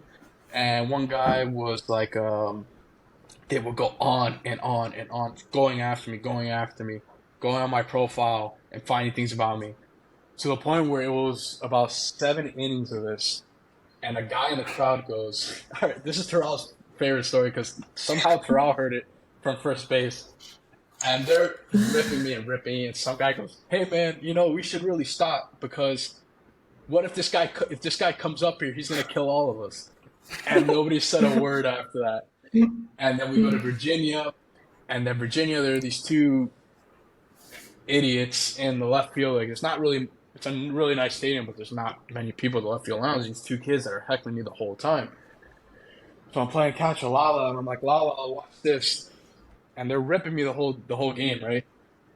And I go, "Hey, you guys want a ball?" And now they want to be, "Oh yeah, give me the ball." So I throw it over the bleachers, and I tell them, "Go fetch," with some not so kind words. And they kept booing me. And then it started, and then at Mississippi State, I'm on deck. I'm on deck, right, and the crowd's right there, and they're kind of, I have like my own like hitting routine, whatever. Some guy's like, some drunk Mississippi guy was like, "Hey man, like, you're playing baseball, not golf, right? That's kind of a stupid swing." So I look at him and I go, "Don't you have a cousin to go on a date with?" And so I got that whole section hating me, and then and then the left field lounge is the only lounge that, they were awesome people, the people in left field. Actually, one of the guys, when I hit a home run at Mississippi State, he actually shipped me the ball. He shipped me my home run ball. Yeah, and a shirt. He was he owned like a barbecue place. Yeah, so he gave me a shirt of his restaurant. I forgot where it was, and then gave me back my home run ball. Left a note saying that, hey, like, wished us the best of luck, that we were great people there. And it was awesome. Like, it really touched me. I'm like, man, these people are amazing. For this guy to go out of his way to ship me back a ball, to give him his shirt. I was like a memoir. And remember, I got the Chuck Liddell Mohawk at Mississippi State. And Gino was like, "What the hell are you doing?" I go to Mississippi State, and I'm like, "I'm going to go to a barber shop, and I'm going to get a Mohawk. I'm going to, not just a burst fade, not like one of those faded. No. I'm talking about Chuck Liddell, bald on the side, just a line of hair." And I do that. Didn't tell anybody about it. Did not tell anybody about it. I'm just going to show up to GM, our equipment manager, team manager, the heart and soul of the program, been there for like 20 years. Didn't tell anybody, right? So I'm going down. We're getting ready to get on the bus. The GM's coordinating the post-game meals and all this stuff. I'm going down everybody's like, it's a hit for everybody, right? With the hair. I'm walking down the hallway with my shades on, getting ready to go to the field, and GM's on the phone. And GM's on the phone with whatever restaurant he's with. He's like, "Oh, hold on." And he's just watching me walk by. He goes, "Gabe, what the?" Can't say the word. And he's freaking out. He goes, "Oh my God, bro. Oh my God. And I'm like laughing. And then Gino, and then I get on the bus, right? I'm walking up the stairs of the coach bus, and I go, and then Gino's there. He's writing something down. He's like, "Oh," and and then he like gives me a hard time about it. And but no, it was just fun, man. It was just getting the Mohawk was awesome. God, I should have sent you guys a picture of that.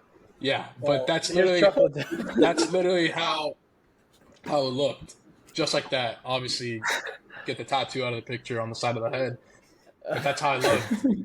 And Yeah, you just gotta mix some things up for sure. Well, it's funny that you mentioned that. Yeah, the Chuck Liddell hair, the home run you hit. We have a clip of the home run, and then you take your helmet off and you show off that Chuck Oh, so Liddell, that's right. I did send the you. Okay, hair. so yeah, you guys could see it little by little. So we played Central Michigan that game, and they were kind of a little bush. So when I hit the home run, I flipped the bat towards their dugout, and I got warned. They didn't get warned for all the other crap they did, but somehow I get warned for flipping the bat, and then I go to the crowd and I throw my hands up, and I get warned for that too, which is where you could see my hair. So then Gino was like, comes up to me, he goes, "We just started the game. How are you getting warned already?" I'm like, "Dude, like, what do you mean? It's playoff baseball, you know?"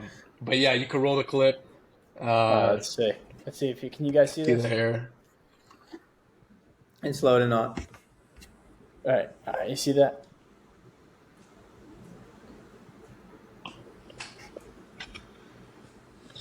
I don't see it, no.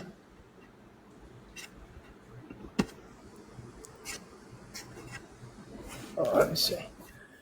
In all due respect, though, it was Gino's first playoff game as a head coach, so give him Yeah. the tensions were high for him too. You can only imagine. Yeah, I mean, we got thrown in the biggest atmosphere ever. Mississippi State was, I think, there were 6 in the nation 6. or We were 8. supposed to host.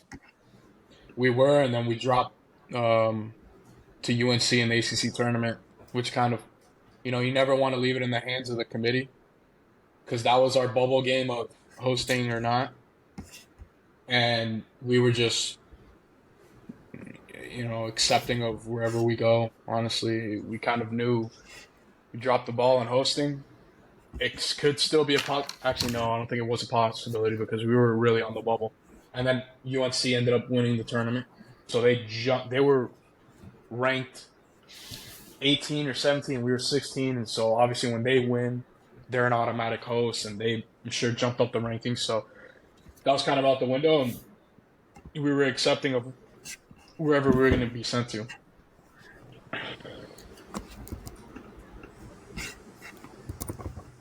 Yeah, I mean, it was good. I don't know if we should have went to Mississippi State, the 6th overall team in the country, but we ended up going. Yeah. It was a good time. We weren't even projected to go anywhere near that place.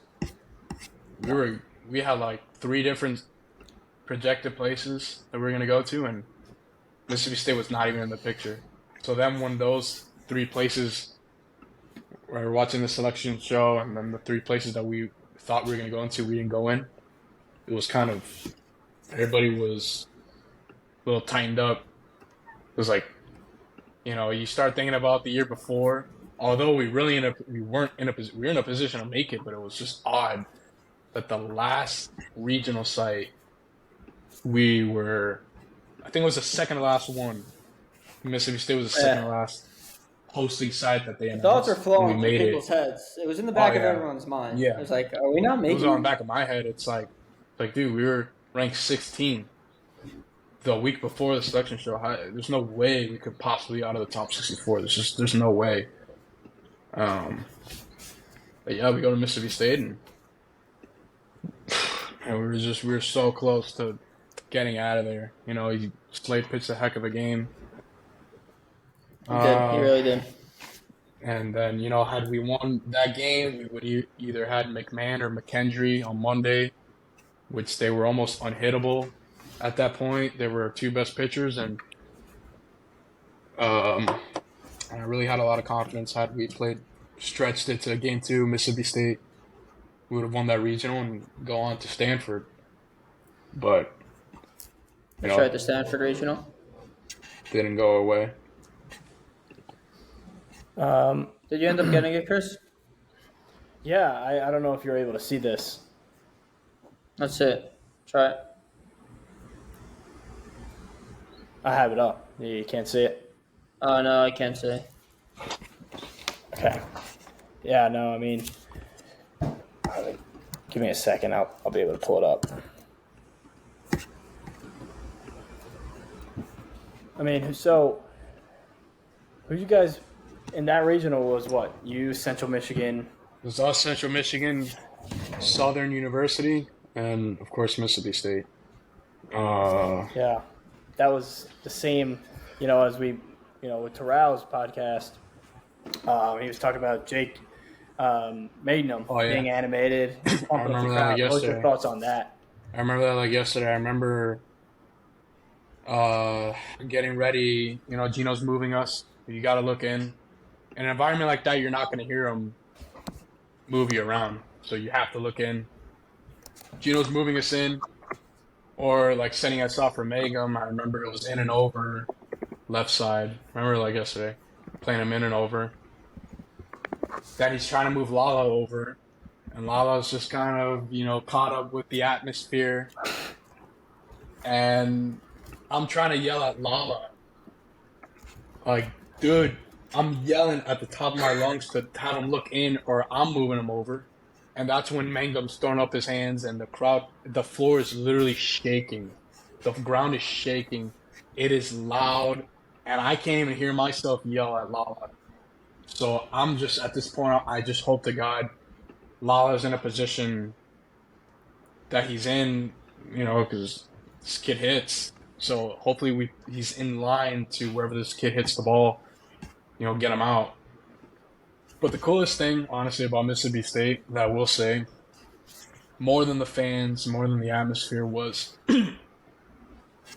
when the crowd was erupting and I look at the infield and I see Raymond Gill at third base, who we grew up in youth league playing against each other and in high school. Freddie Zamora at shortstop, who I grew up playing against in youth ball, played against and then with in high school. Anthony Villar, who I played against in youth ball, played with for a little bit, played against in high school. Terrell, who I played against in youth ball, didn't really play against in high school, but South Florida. Adrian Del Castillo in right field, same deal, played against him in youth, high school.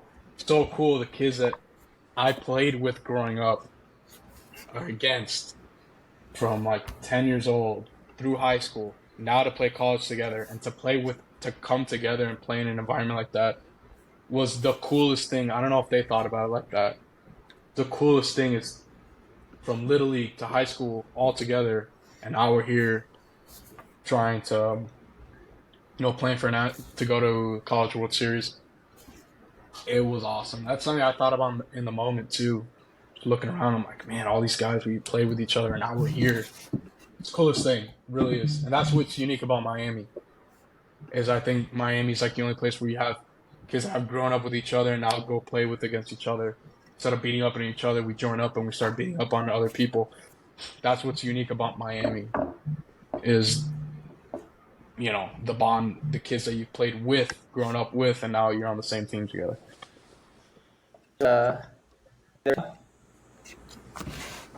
Pull it right now. Okay.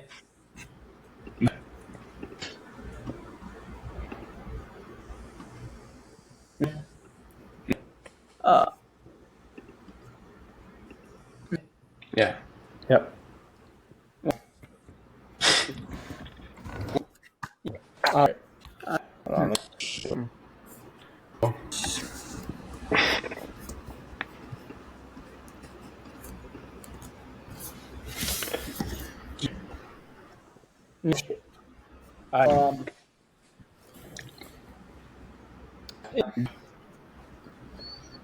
All right. Ready? Mm-hmm. So, All right. So we were able to get the clip up of Gabe with the Mohawk hitting a home run at Mississippi State. This is against Central Michigan. Here we go. And you can see how he gets the crowd going. Here we go.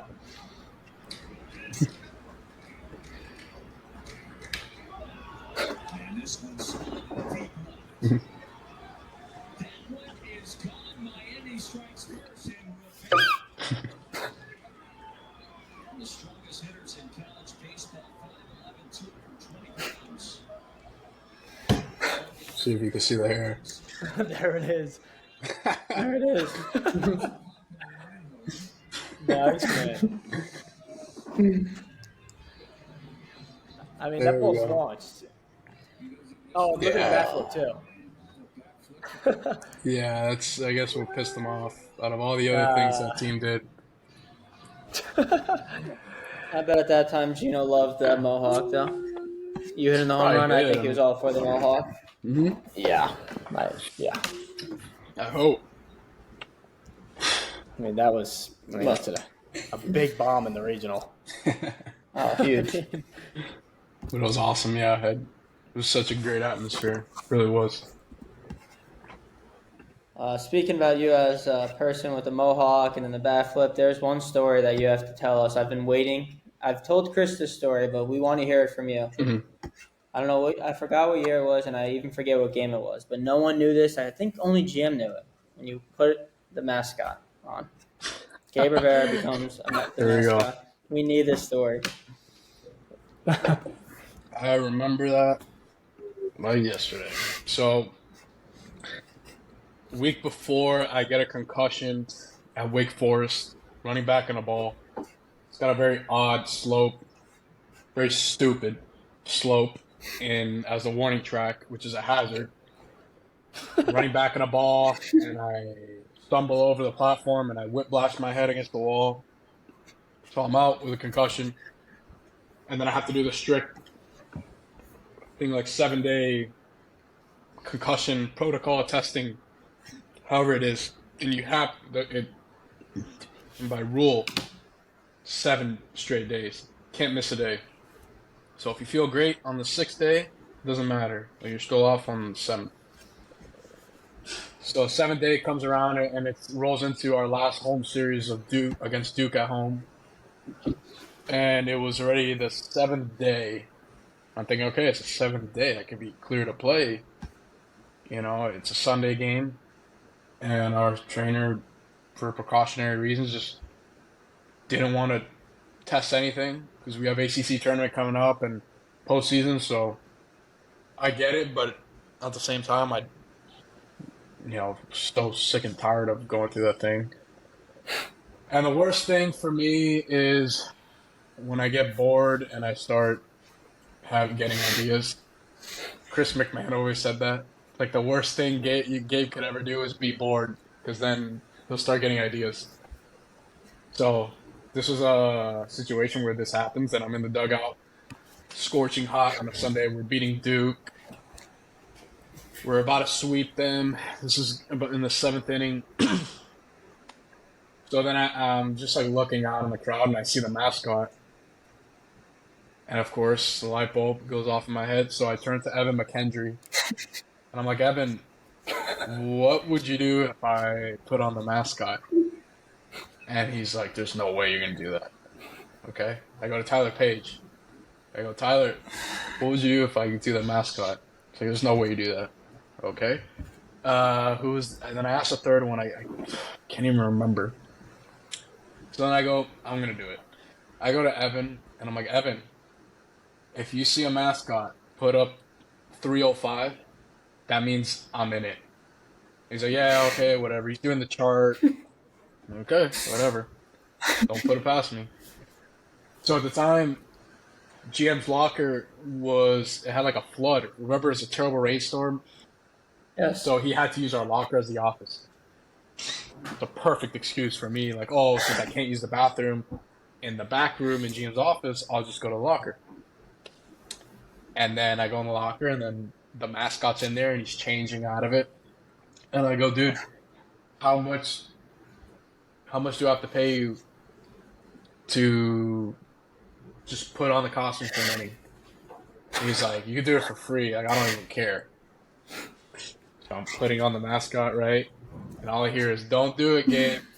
And it's GM laying down on the sofa with a Coke. He's like, dude, don't do it. Don't do it. And I'm like, gee, come on, man. Like, I gotta do this. He's like, he's like laying down. He puts up his coat. He goes, I didn't see anything. So then he goes back. Like, thank God we were winning. That's the only reason why he was chill about it. Putting on the mascot. And it's just like, oh my God, I can't believe I'm doing this. Like, right when I put on the mask part, I'm like, I cannot believe I'm doing this. Could barely see anything. It's super hot. The helmet is so big that the eyes, I can only see like it's going into like my cheek. I'm like, God, how can I see? How can I even get up in the dugout? So I open the door. There's a bunch of little kids grabbing onto me, and I'm like, moving them out of the way, like, get out of the way. Like, I'm on a time limit for this.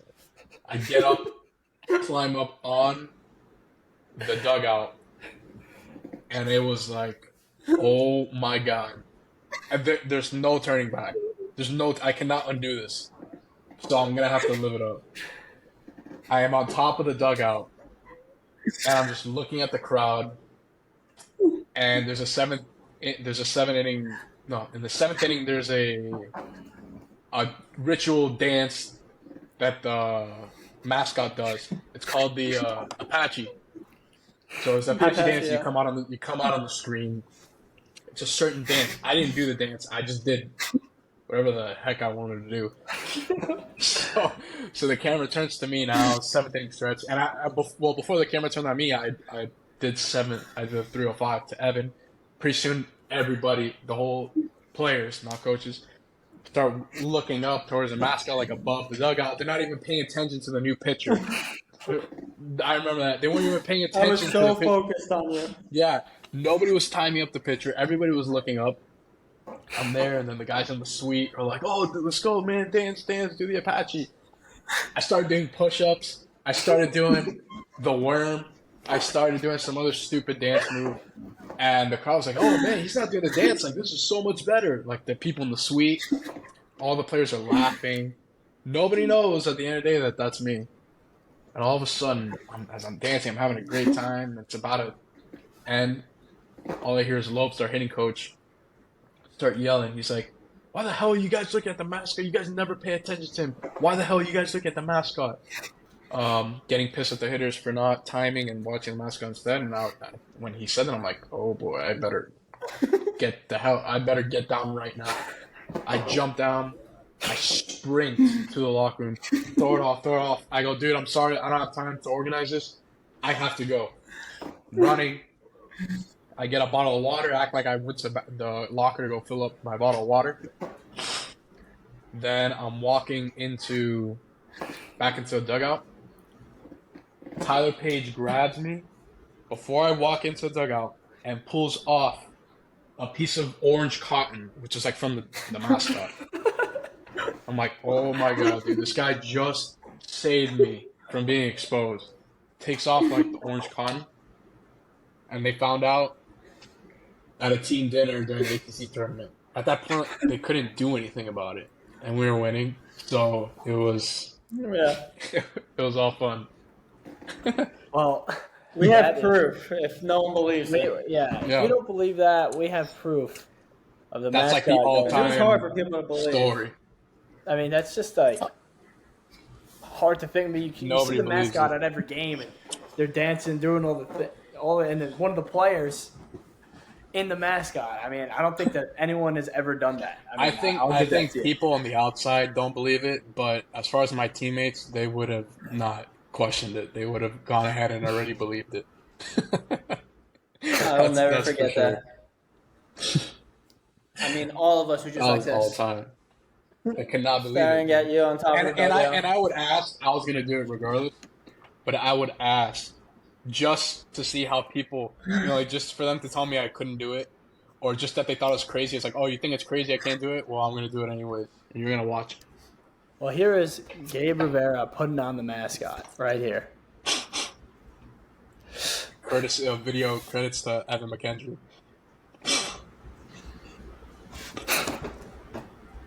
You gotta save your hands, Gabe.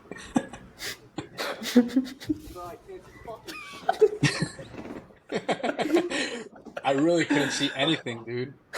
I really couldn't see it. I don't know how they do that. I really don't. Oh, that's incredible. Legendary I mean, maniac. oh man. I mean, they're selling bobbleheads of that mascot when you walk in. I mean, Yeah, that's probably bobbleheads of me on that day. oh, Every time I that's look at just that the tip of the mascot. iceberg.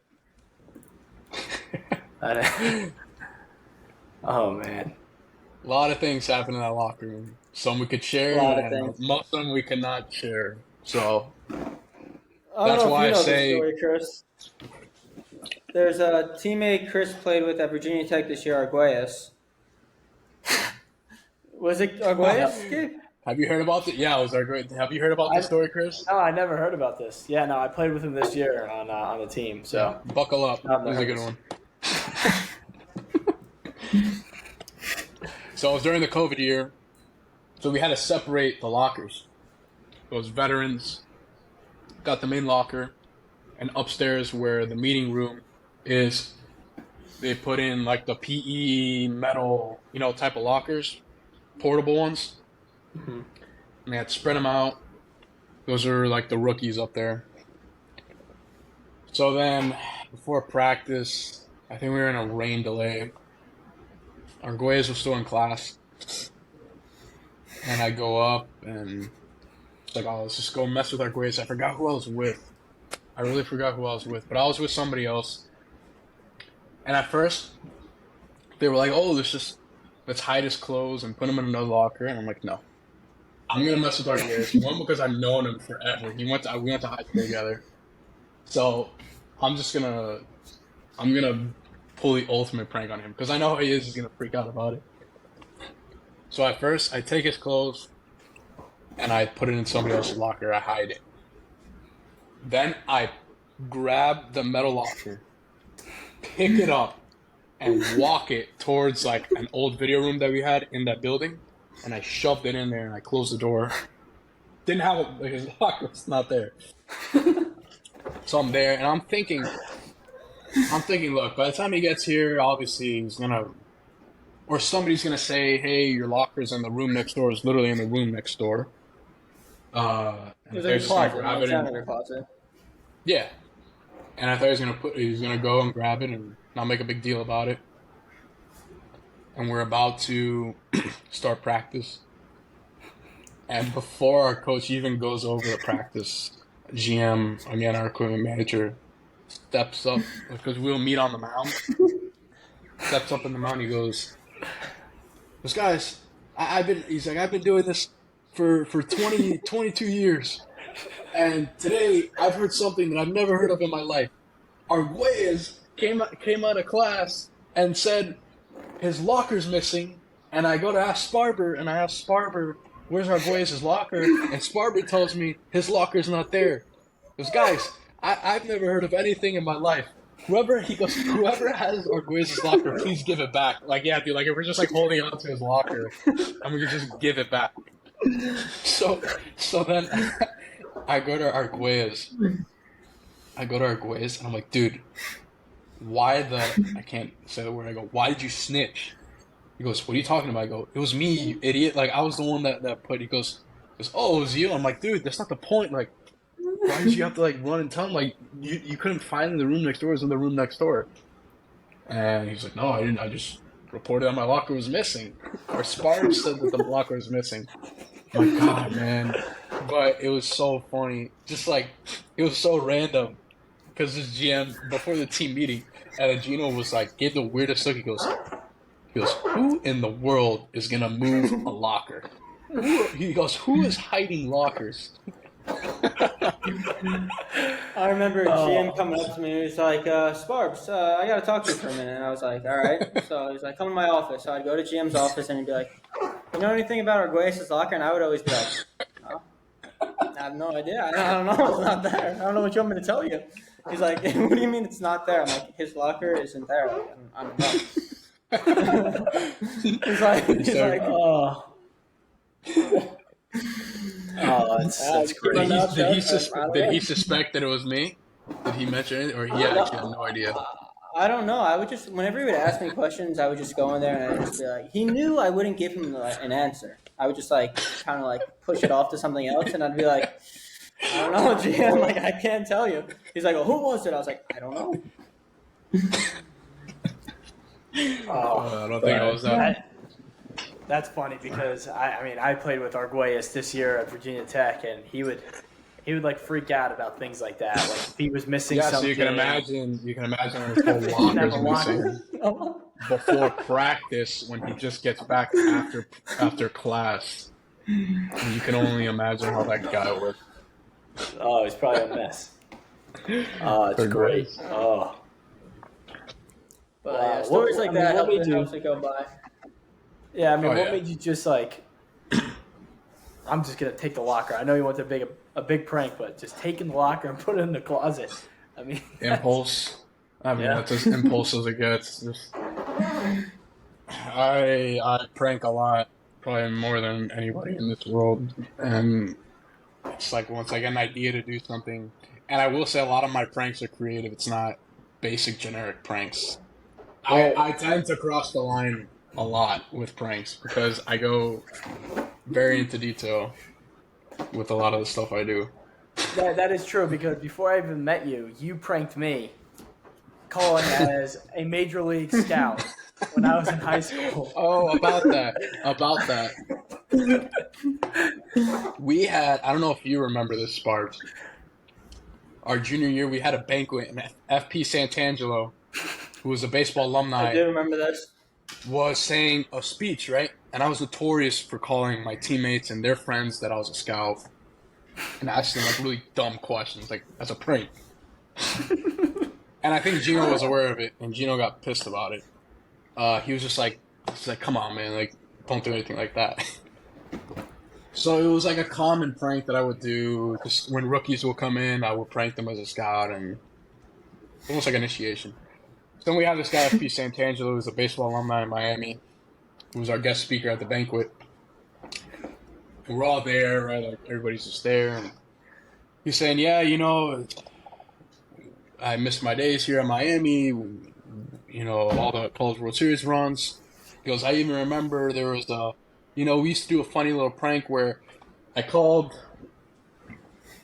He was talking about the College World Series and how the draft was like during the College World Series. And he was like, yeah, I remember just doing a really bad prank to my teammates, like a one-time thing. Mind you, I've made about 400 fake scout calls, and this guy's feeling bad about one.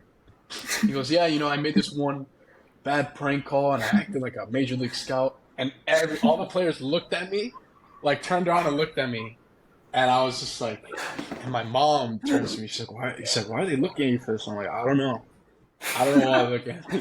And then I see Gino. I see like Gino all the way in the far right, look in my direction, and he's like, with the that grin that he makes. I'm like, dude, I don't know if that's a good or bad thing. But yeah, it was so funny when he would say that, and when he said, I'm like, oh, okay, I don't feel like. I guess somebody else has done it. I'm not the only person in the world, so I don't feel really bad about it. Yeah, I mean, when you got to tell when you do everyone it, the story you with the Terrell. On Oh one of my our away God. trips, how you pranked Terrell one morning. You guys saw him 2 weeks ago, how serious he gets with baseball, like, as rightfully so. Like, something about being on the road, Terrell is like a different person. Like, he's in his He, hotel room, he is yeah. like locked in, don't do this, don't open the door that way. Like, this is what I'm doing. So it was our freshman year, and we were at Florida State, and we were kind of not having a good year. We had lost the first game, right? And this was after the second game, I believe, and we lost the second game. Okay. So obviously he's pissed, and I'm rooming with Tackett. Hunter Tackett was our teammate, and I go, dude, I'm just gonna call Terrell. I'm gonna nonstop call his room. I'm not even gonna say a word, but I'm just gonna keep ringing and ringing and ringing because it was already like 11:30 at night, and we gotta get up early. And Tackett's just there. So I call Terrell the first time. Don't say a word. He goes, hello, hello, nothing. Call him the second time. Hello, hello, nothing. Third time I call him. He goes, he's starting to get pissed. He's like, he starts throwing F-bombs left and right. He's like, if you call me one more time, I'm going to find who you are. I'm like, okay, thank you for telling me to call again. Now I'm going to call you again. So I call him a fourth time, and he goes on a rant. I am talking F-bomb after F-bomb. If I find you, I'm gonna crumble you up like a piece of paper. And then he's in a rage. And the last thing he says, he goes, I can't unplug this phone, so stop effing calling me. I'm like, why would you say that you can't unplug your phone? That's just gonna make me want to call you even more. and I kept calling him like maybe a couple more times. He wasn't picking up, but yeah, dude, I was like, he was perfect bait. Why would you tell me that your phone can't be disconnected? That's obviously gonna make me want to call you even more. So then now he's texting in the group chat, like, "Oh, you guys think you're so funny, this and that," and nobody knows what he's talking. Like nobody knows what he's talking He's about. rooming with Like, Fred, what? right? Yeah, they're like, "What are you saying, dude?" Like, it sounded like he was just making stuff up. So then we were in the stretch line on Sunday morning. We're actually in the bus. We were in the bus, and I didn't say a word, and I just sent the video of Terrell on the phone. And everybody was dying, dude. Everybody was cracking up. Like they called him, instead of the movie John Wick came out, and Michael Burns, our teammate, would just call him Alex Wick because Terrell was like, "I'm gonna beat everybody up and save the world," sort of thing. Like badass Terrell at it again. He was literally like, "I'm gonna fold you like a piece of paper." Oh Yeah, my dude. god. Michael Burns is like, "Dude, relax, Alex Wick." Oh, What a year. oh, That was Oh, man, unbelievable. man. That was a great one. Another great one was when you got on live television. Oh yeah. Connor Allen. That was with it was before a game against Boston College. We were in like a 6 hour delay. I remember that. I don't think you remember, but they had us all stay in the locker. Where like nobody We were could locker leave. Yeah. But I'm saying like everybody, like nobody could go leave or like not leave the facility. Oh, yeah, We had to yeah. stay in the locker We had to stay. because we didn't know what time we were gonna start the game. And we had to get the series in. So I'm there in the locker. You know, guys are playing cards or watching TV. And I go to Chris McMahon and I'm like, there's this TV talk show called Tiki and Turney. It was Tiki Barber and some other guy on CBS Sports. And they had the number there, right? They're going on these caller asking questions, and I turned to Chris and I'm like, "Hey, I'm gonna call the show. I'm gonna get on." And Chris was like, "Yeah, whatever. Like this guy's not gonna get on." So I'm there. I'm sitting on the couch. Chris actually has the video of me. He was recording me calling the show, and nobody was paying attention to me. I was the only guy. I was just sitting there on the couch and I'm calling the show. Nobody knew what was going on. I get the answer like, "Hey, hello, like this Tiki Attorney. What'd you like to talk about?" I'm like, "Oh, my name's Danny from Miami. I just want to talk about Steph Curry." Like, "All right, hold on. Like, we'll patch you through when they're done with their show segment and then they start going to calls." So I'm on hold. I'm like, "Holy shit!" And then I go crazy. I'm like, "Guys, I'm on this TV show."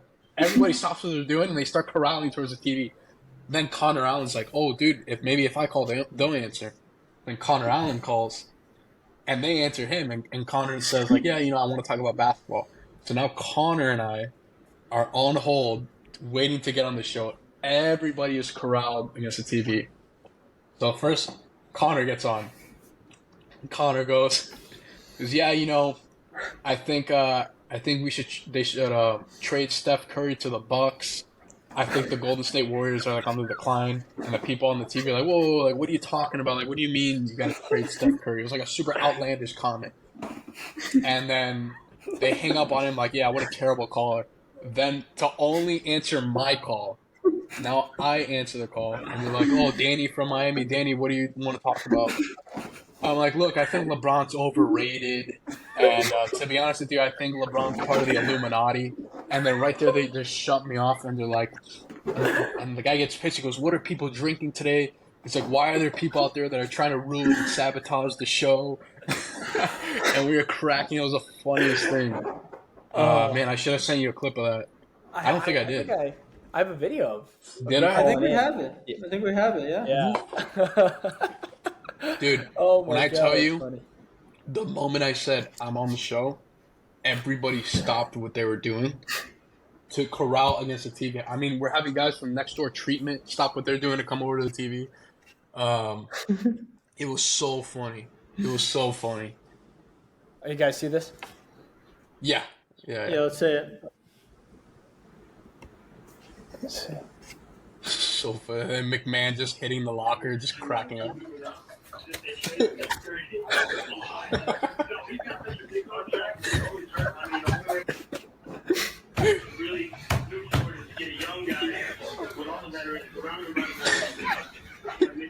Everybody just get on the phone.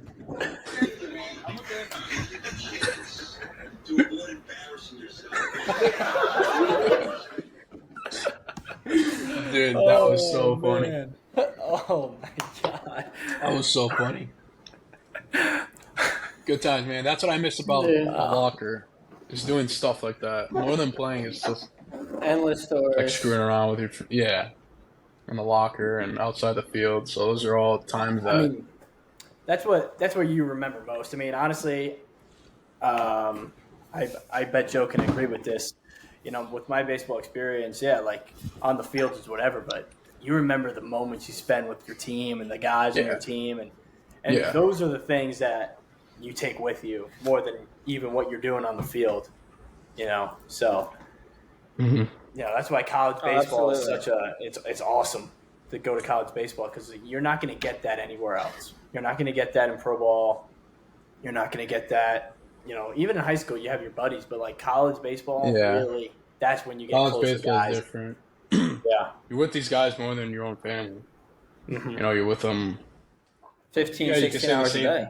Yeah, you could say the same thing with pro ball, but it's more of like spend all these hours forging together as a team. That's what college is all about. For pro ball, it's just kind of doing your own thing. And yeah, college just has that team, and you're spending so much time with these guys. So that's what makes it special. That's why I hate to see NIL come in, and you know, I don't really agree with a lot of the NIL, where now you're having guys just come in and how much money am I gonna get when I get there, and now it's becoming. It's almost like that pro aspect where teams are probably not separate now or getting separate because kids are just coming for money, and then it's not really takes away from why you go to college. Or like Absolutely. I get it, you know, to create your brand, but this is becoming buying players and pay for play, and it's not being used for what it's really supposed to be used for. You're diminishing, you're taking away what college athletics is supposed to be about, which is, in a baseball sense, okay, I didn't get drafted in high school. I'm hungry that in 3 years I could achieve a championship and get drafted higher than I did in high school. Now in college, if you're throwing all this money at kids that haven't even done anything, by the time they hit college, you throw six figures at an 18-year-old kid who hasn't done anything, most of them are gonna be satisfied, right? They're gonna have not that sense of urgency, like, oh, okay, I'm getting paid now. If I want to, you know what? If I don't like it here, I'll go somewhere else.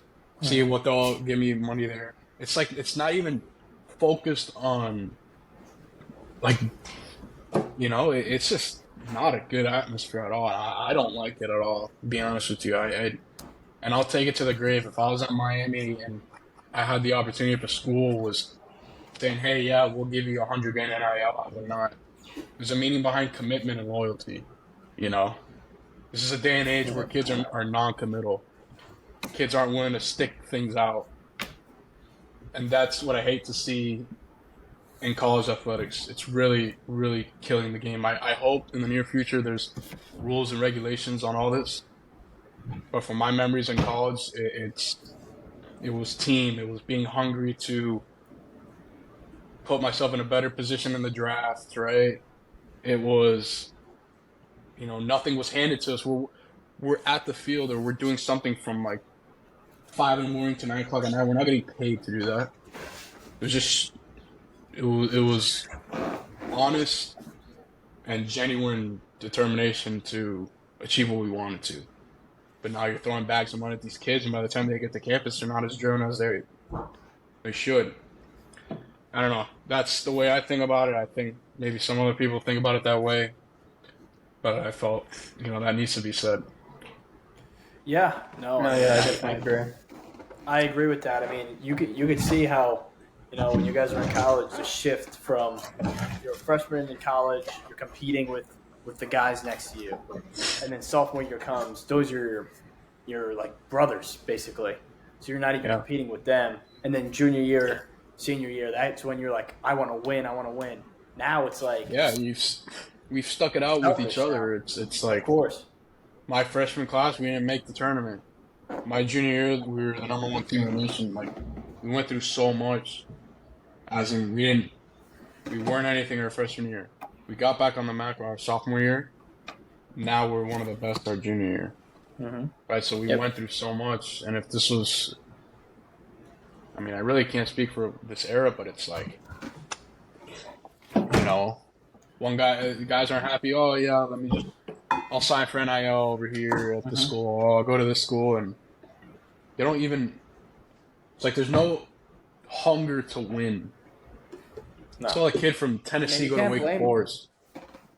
You I can't know, blame the but- kid. Like, for that amount of money, like, if Yep. you're an 18, 19-year-old kid and, like, Yeah, you get offered but- 6 figures, like, you're going to take it. Like, you need I understand. money matters. Like, Yeah, I know, but it's like that's where the NCAA needs to make some sort of adjustment.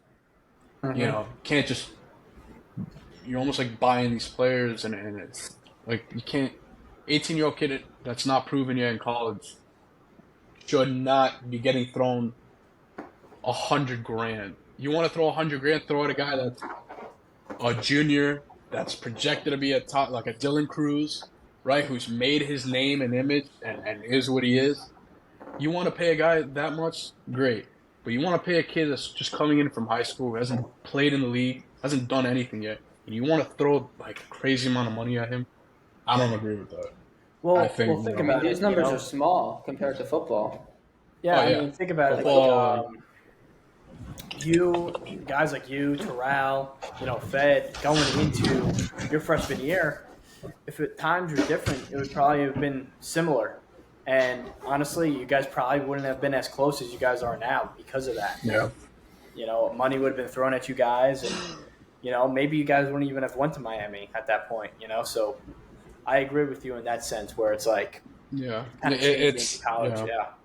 I've talked to a lot of people about that, and that's more of, college wants to become like the pro level with salaries and like salary cap and the free agency, like transfer portal, but everybody loves college because of what we said, which is like team. You look at college football and it's like you're going to this school because of the tradition and the winning program, right? And the history, and now it's just I'm gonna go to the school because they're gonna pay me 6 figures, and I don't know anything about the school, but hey, they're giving me 6 figures, and I'm just gonna enjoy my money, probably play good for a year, and that's it. There's no like, oh, I'm going to this school because I'm hungry to win with these guys, and the tradition. It's all who's gonna pay me more. I don't care what school it is. Who's gonna pay me more? I'll go there. Just that's what people love about college before is the whole team, and then you go into the professional level, whatever sport that is. Yeah, no, definitely. Talking about team, I remember one team bonding thing that we used to love doing to pass time was listening to you. No, you don't get that. If you don't know you for 3 years, no one will understand. Like Gabe Rivera doing imitations of people, not like making fun of people, but just imitating people. Like you're not going to get that if you're just like bouncing back and forth just for the money. Like building a bond with you for 3 or 4 years, sitting down and watching you like do imitations and like being an actor was like one of the best, something I'll never forget. I mean, I don't know if you want to do any of them here, but like some of the stuff you would It's do been was so just like long, man. It's been every rain delay. That's what we would do. We would listen to Gabe just talk about like anything. reenacting stories, reenacting things that have happened in practice or in a game, imitations, everything that in the moment that was relatable, I would imitate it. And the coaches never knew until like what junior, senior year. I think they started catching on to it. They never knew until like we would have team get-togethers and I would just do it. Other than In that, I front of the wasn't doing it coaches, on my yeah. free. Yeah, I wasn't doing it on my free time in front of them. Yeah, But but they knew. see, They little knew. things like that. It's just it keeps people together. Yeah, For all the young 100%. listeners out there, Gabe, give us something you want to tell every young listener. Advice. I'd definitely say, Brian Van Bell told me this a while ago because he had a different career than a lot of us. Right, his journey was different, and he's now a step away from getting called up to the big league. So Brian Van Bell came to UM. Right, he had played junior college. He came in hurt. He really didn't know if he was going to be on the team or not. He was an older guy. Came in. I think he was. God, I want to say if we were 20, I think he was like 22 or 23. So he was old. At least 23. Um, He was at least 23. yeah, he was old. It was like at that point where do you still even play? And slowly but surely, the first year that he was there, he was making a name for himself, and then he was a redshirt senior, I believe. Yeah, and he was 24 or 23. I think it was 23, and he was voted. He was like the best senior pitcher in the nation, and you just look at a guy who wasn't unsure about his future, and now he's like I said, a step away from the big leagues. And I asked him at the time, about his journey because I talked to him a lot. And one thing he told me was just to run your own race. Everybody has a different path. Like nobody's gonna have the same path to the next level. It's not like everybody has to do 3 years of college and then they have to get drafted in the first round and then they get to be in the big leagues. It just doesn't work that way at all. Everybody's different. You have a guy in college who's a first rounder who plays half the season in the minor leagues and gets called up. You have guys that spend 5-6 years in the minor leagues and they get called up and they go off. And for Van Bell, it was had a completely, had an injury, didn't know what his role was going to be on the team coming in, and just went about his business, did what he had to do personally to get him at the level that he's capable of. Game after game after game after game, he kept proving and proving. Got a tremendous senior year, and now he's, close to achieving that lifelong dream. So not everybody's path is the same. Everybody's different, right? So it's all about trusting your process. It's such a cliche coach speak thing to say, but there's truth behind that. Like if you work on what's going to get you better, what's personally going to get you better day in and day out, you'll start to flourish, and then things little by little will start to happen. Opportunities, right? You'll start seizing opportunities, which will open up doors for you, and that's how this whole thing goes. So definitely just run your race, focus on yourself, stay in your own lane, and your progress is different from everybody else's progress. Awesome. Thank you. Of course. Chris, got anything? Yeah, no, Gabe. I mean, now that you're done playing baseball and stuff like that, you're working now, and do you still continue to, you're mentioning that you take that into your mindset, into your work. What does that mean for the viewers out there? That obviously we talk about working hard in baseball, but what are you doing now to stay driven? It's all relative. It really is all relative. Like that was my biggest fear, was how I was going to transition out of baseball because, I had a lot of hyper focus in baseball. But really, it just came down to my character. It's not like, oh, I put on all this effort and work ethic in baseball, and whatever I do anywhere else, I'm not going to nearly have it as much. Like, that was not the case at all. How I am in baseball is how I am in what I do now. And if anything, learning the lessons and values and through sport, like baseball, and then being a student athlete in college. I think I've talked to Sparbs about this a lot. Was really puts you on an advantage, from discipline to time management to accountability like all those core values that maybe people might not have had growing up through sport, and this was forced behavior onto us, for 4 years every day, along with us already having it. So really, we just strengthened it for 4 years. It really just, that structure and knowing how to be at your optimal like performance level really helps you out, and no matter what you do. So I honestly have to say I transitioned a lot, like better than I would have thought of, just because I've had those same values, and it's just a different career path, right? And so that's who you are. Like baseball's not who you are. What I do now is not who I am, but what I've carried throughout the journeys, like character and personality, that's always going to stick with me. So that put me at peace of mind, knowing like whatever it is I'm going to do, I'm just going to be the same person. I love it. Thanks, Gabe. I really appreciate that. Absolutely. Yeah, amazing. yeah, no, that's great, Gabe. It was fantastic having you on here tonight.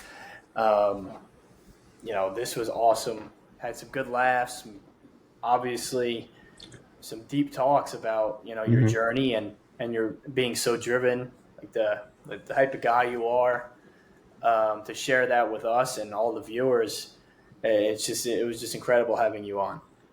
Absolutely. Thank you guys for having me. I've exceeded my expectations, Really that's for appreciate it. sure. Thank This you. thing is awesome. And I hope it continues. You guys have so many people to come through here that you guys could pick their brains about, and I'm excited to see where this thing goes, man. It's awesome that you guys are doing this. Thank you. We hope to have you back on soon. Absolutely. Hopefully soon. Yeah, that's for sure. Well, yeah, right, like I sounds said, good. thank you, Gabe. Tune in for our next episode next week. Our social medias are in the bio. And thank you guys for listening to Gabe's story. And like I said, look forward to next week. Thank you. All right.